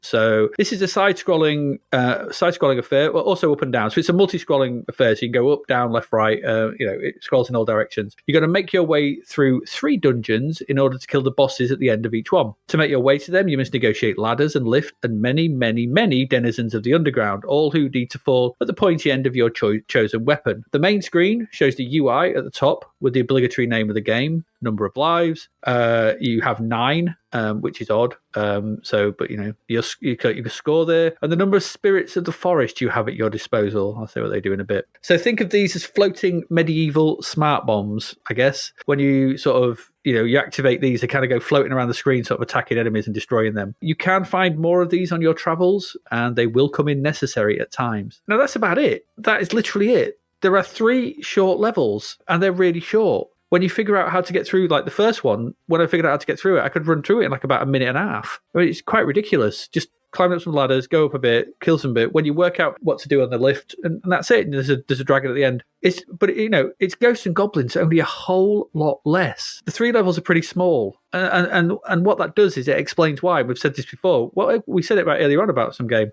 Why it's so bloody difficult. It's ridiculously hard again. And they've done that just because it's stupid. The lifts in the first area are stupid, require a pixel perfect position on the edge of the second one to avoid spawning enemies. So you've got these lifts, you walk onto it, and you've got 3 lifts. Two go up, so the one on the left and right go up, and the one in the middle goes down. As you get on the one that's going up, you've got to walk off it and drop onto the one going down, and you have to get on that one. And then when it starts going up again, because it bounces up and down, there's a monster that will spawn right above you. Now, you can't shoot up, so you just instantly die. You've got to wait right on the very far edge of it to just avoid it, and then drop onto the one that's the other one, the one on the far right, and then you can get up. It's just stupid. There are these other sort of... So there's the sort of small enemies that sort of flit about. There's also these bigger enemies, so these more powerful enemies that take a few hits to hit, and they kind of keep spawning around from places. You've got to take them out. It's stupidly hard. When you get to the dragon, there's like a dragon with like 4 or 5 bits you have to kill at the end. It's near impossible because you can't dodge. You're in such an enclosed area that he sort of swoops around and keeps killing you. This is why you've got 9 lives, because they knew that it was too hard. So this is really, really unbalanced, and that's a problem, because I know Ghosts and Goblins is hard, but they've just basically disguised the fact that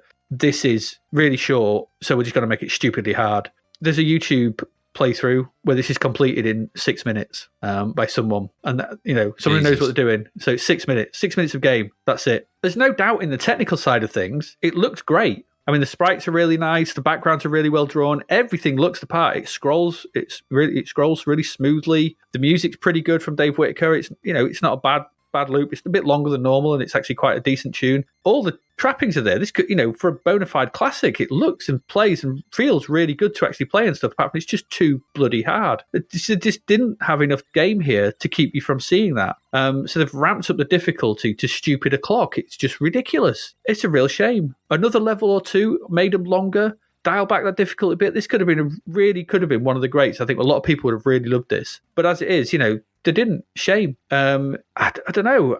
There's not a lot more to say about this because there's not much game to this. You just run along, throw the weapons you've got, call along your spirits every now and again, die a lot, and then that's it. What it does have, though, it does have a good dramatic death. It reminded me of Rastan. So you sort of one of your spirits floats out of you, and you fall back as like a proper like, oh, as you fall back, and that I did quite enjoy that. So they've gone for that dramatic, over dramatic sort of lovey death. But I wanted to like this. I mean, it got quite a good review. It got 78%. I can kind of see why, because technically it's really good, but there's so little game here. I mean, it's 6 minutes to run through 3 levels. You just know, and it's only so you won't do that because it's so bloody hard. But, there you go. It's what it is. And shame. I don't know. I really wanted to like this, but it's just not enough here to really like. Feels like a demo. What did you think? Yeah. So I like the way this looked. I mean, this is the Thundercats game that never was, isn't it? Oh, is this it? Oh, right. Yeah, it does look a bit like Lion-O now I come to think of it. Yeah, and it's now confirmed. If you go to the games that weren't, it's now confirmed that it was definitely the Thundercats game that was never used. It was the one remember they had, I think, 3 in development, and one got turned into Bomb Jack 2, was it? One of them got made into the actual game, I think. I can't remember. And then there was this one which was turned into Beyond the Ice Palace. So it sort of, you can sort of see it in it. And it's got the instant Dave Whitaker 35-second loop of music. So it's got the old, the wibbles and the wobbles begin. Aside from the weird title music and odd control selector, I thought the game starts okay. The game itself has got, like you said, nice graphics, actually. Nice little animations. Yeah. Quite nice, but notions of the layer you're exploring. It's clearly set in a world of the Thundercats, without a doubt. But okay, it is what it is. The scrolling sort of works, and the death sequences, like I say, it's annoying, but it sort of plays out speedily enough so you don't get too annoyed by it. There's so many nods to Ghosts and Goblins here. It's ridiculous. It is basically a variation of that theme, isn't it? Which sort of appeals to me because I quite like that. So I quite like the way it played. I quite like the way it felt. It's interesting. I don't think, like you said, it feels like there's a lot to explore, but there isn't, is there? It's a very short game, which is a bit of a jip. And there's some nice details in the background. There is a lot of brown, though. A lot of brown. Well, you're underground. Yeah, it's decent enough. It's not an easy game, I suppose, really. They've made it challenging, in that way. But I don't know. It shouts of a lot more ambition than ability, it feels like it's half the game it probably was meant to be. Yeah. It doesn't feel like it's all there. I think there's a good engine under the hood, and they had the beginning of something, and it shouldn't have been just rebadged and released. No, they could have put more into it. They didn't, and so this has just been released because it was nearly finished. They thought, we'll sell enough at £10 for make some money out of it. There's loads of other versions of this on all the other as well. There's Amiga version, ST version, all the others have got it as well. So I just found that I was a little bit disappointed by. It seemed like it could have been so good with a little bit more time. It could have been so good, and time dedicated to it as well, not just finishing it off so it's working game loop. So that there's a way to there's a way to win maybe, but there's plenty of ways to die. I think it's a shame that, because it feels like it's 75% of the game it probably was aiming to be, and so you play 75% of a game. It doesn't feel like it's complete. It feels like it's got all the technical bits done, all the graphics work's nearly there, and then they just went, just release it. No. What about game design? I'll just put some bullshit together about God knows what, and then just stick it out there. Exactly. And that's what happened, I think. So I think it's a great shame. I liked what I saw. I liked what I played, but there wasn't enough of it to really call it a really good game. So no, it's a shame. Yeah, and I think to throw it out for £10 is that's not right. It's not right for what there is. No. If indeed you're right, and an experienced player can complete this in 6 minutes, then it's a jip. Jip, there's a YouTube playthrough for it. Then it's just a blatant rip-off. Then we saw that with Mask as well the other week, didn't we? Yeah, Mask 3. Someone can run through that in 6 minutes. I get a lot of these early games. Someone goes through Barbarian 2 in 19 minutes, but 6 minutes is ridiculous. The levels are just so short. There's nothing to them, really, is there? No, because you get over that lift and then you're at the end of the level. It's like, that was not what I was expecting. Because I was expecting a bit more, because it seemed like there seemed to be multiple ways through the levels, and then suddenly it's like just a little sort of loop around. Well, and then if you take the context of the game you've got out and put in the Thundercats game where you were searching for the Eye of Thundera, it makes more sense to be doing that in a game and looking around those environments for the Eye of Thundera and those kind of things. And you were also there to rescue the other Thundercats, weren't you? So you'd be looking for them. Yeah. And take that out of this game, and that's kind of what you got left, just wandering around doing not much. Yeah, that Spirit of the Woods thing sort of thing is a bit like Jeddah, isn't it? Yeah, it totally is. You can see where they've changed the graphics. They've just removed the top bit and put Beyond the Ice Palace at the top. That was clearly where it had, the Mumra, whatever it was, and Thundercats logo at the top of that. Probably. Yeah, weird. But it's in saying games that weren't. There's a big section on it because it's quite a well researched and because the screen grabs of the early Thundercats game is Beyond the Ice Palace and it's now been confirmed. The person who was involved with it said yes, it was this, and you can go. We'll put the links out in the show notes. Go and read it. It's quite a fascinating, if bleak, view of how games got made back then, and it's quite interesting. But this was the Thundercats game that never was. The third one I think we've come across now. Yeah, and one that was, one that won. Who knows?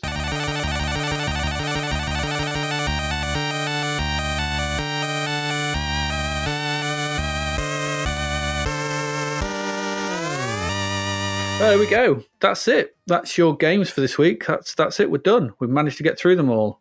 What did we look at this week? Well, we looked at Barbarian II, The Dungeon of Drab, the Flintstones. Poke. I'm going to poke you with my pokey thing. The Flintstones, which is Yabba Dabba No. Yeah, have a laugh painting a wall. Yeah, Star Wars Droids. No. Icon-driven movement in a arcade adventure. Just never a good thing. Hercules, Fear My Drumstick.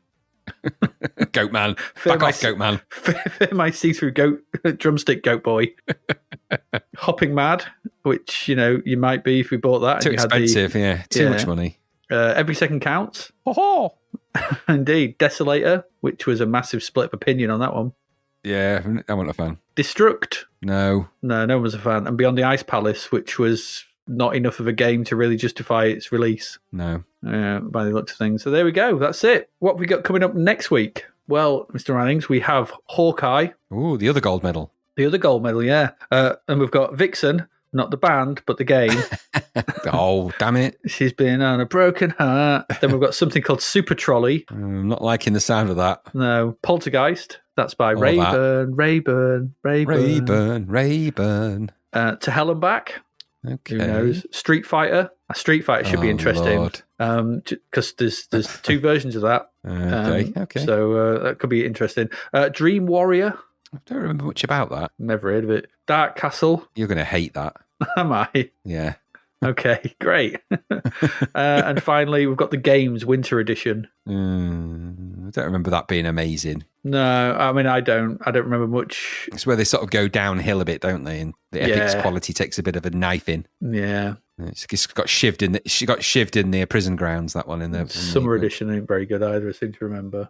So that's it. As ever, if you would like to support the podcast, you can do that in a financial manner by heading over to patreon.com/zapped to the past, and you can sign up there. You can get access to the episodes ad-free and early. You can get to ask us questions for the Ask the Podcast episodes, and you can join our ever-growing Discord server where loads of funny and good and interesting discussion goes on, and you can do all that for literally probably less than the price of a pint these days. That's £4.50. Or you can join up for just £1, and obviously that we are very appreciative of that as well. So if you wish to do that, that's patreon.com/zapped to the past. I think that's about it. You got anything you wish to add? No, I'm just I still always feel a little bit of disappointment with Barbarian II, and I'm feeling the pain of that a little bit. I really wanted that to be a lot better than it was. So a bit of an average selection of average, wasn't it? That there's a couple of reasonable highlights, I suppose, in there, but yeah, it's not anything that really rocked our boats. I mean, I didn't mind Desolator, but I just found it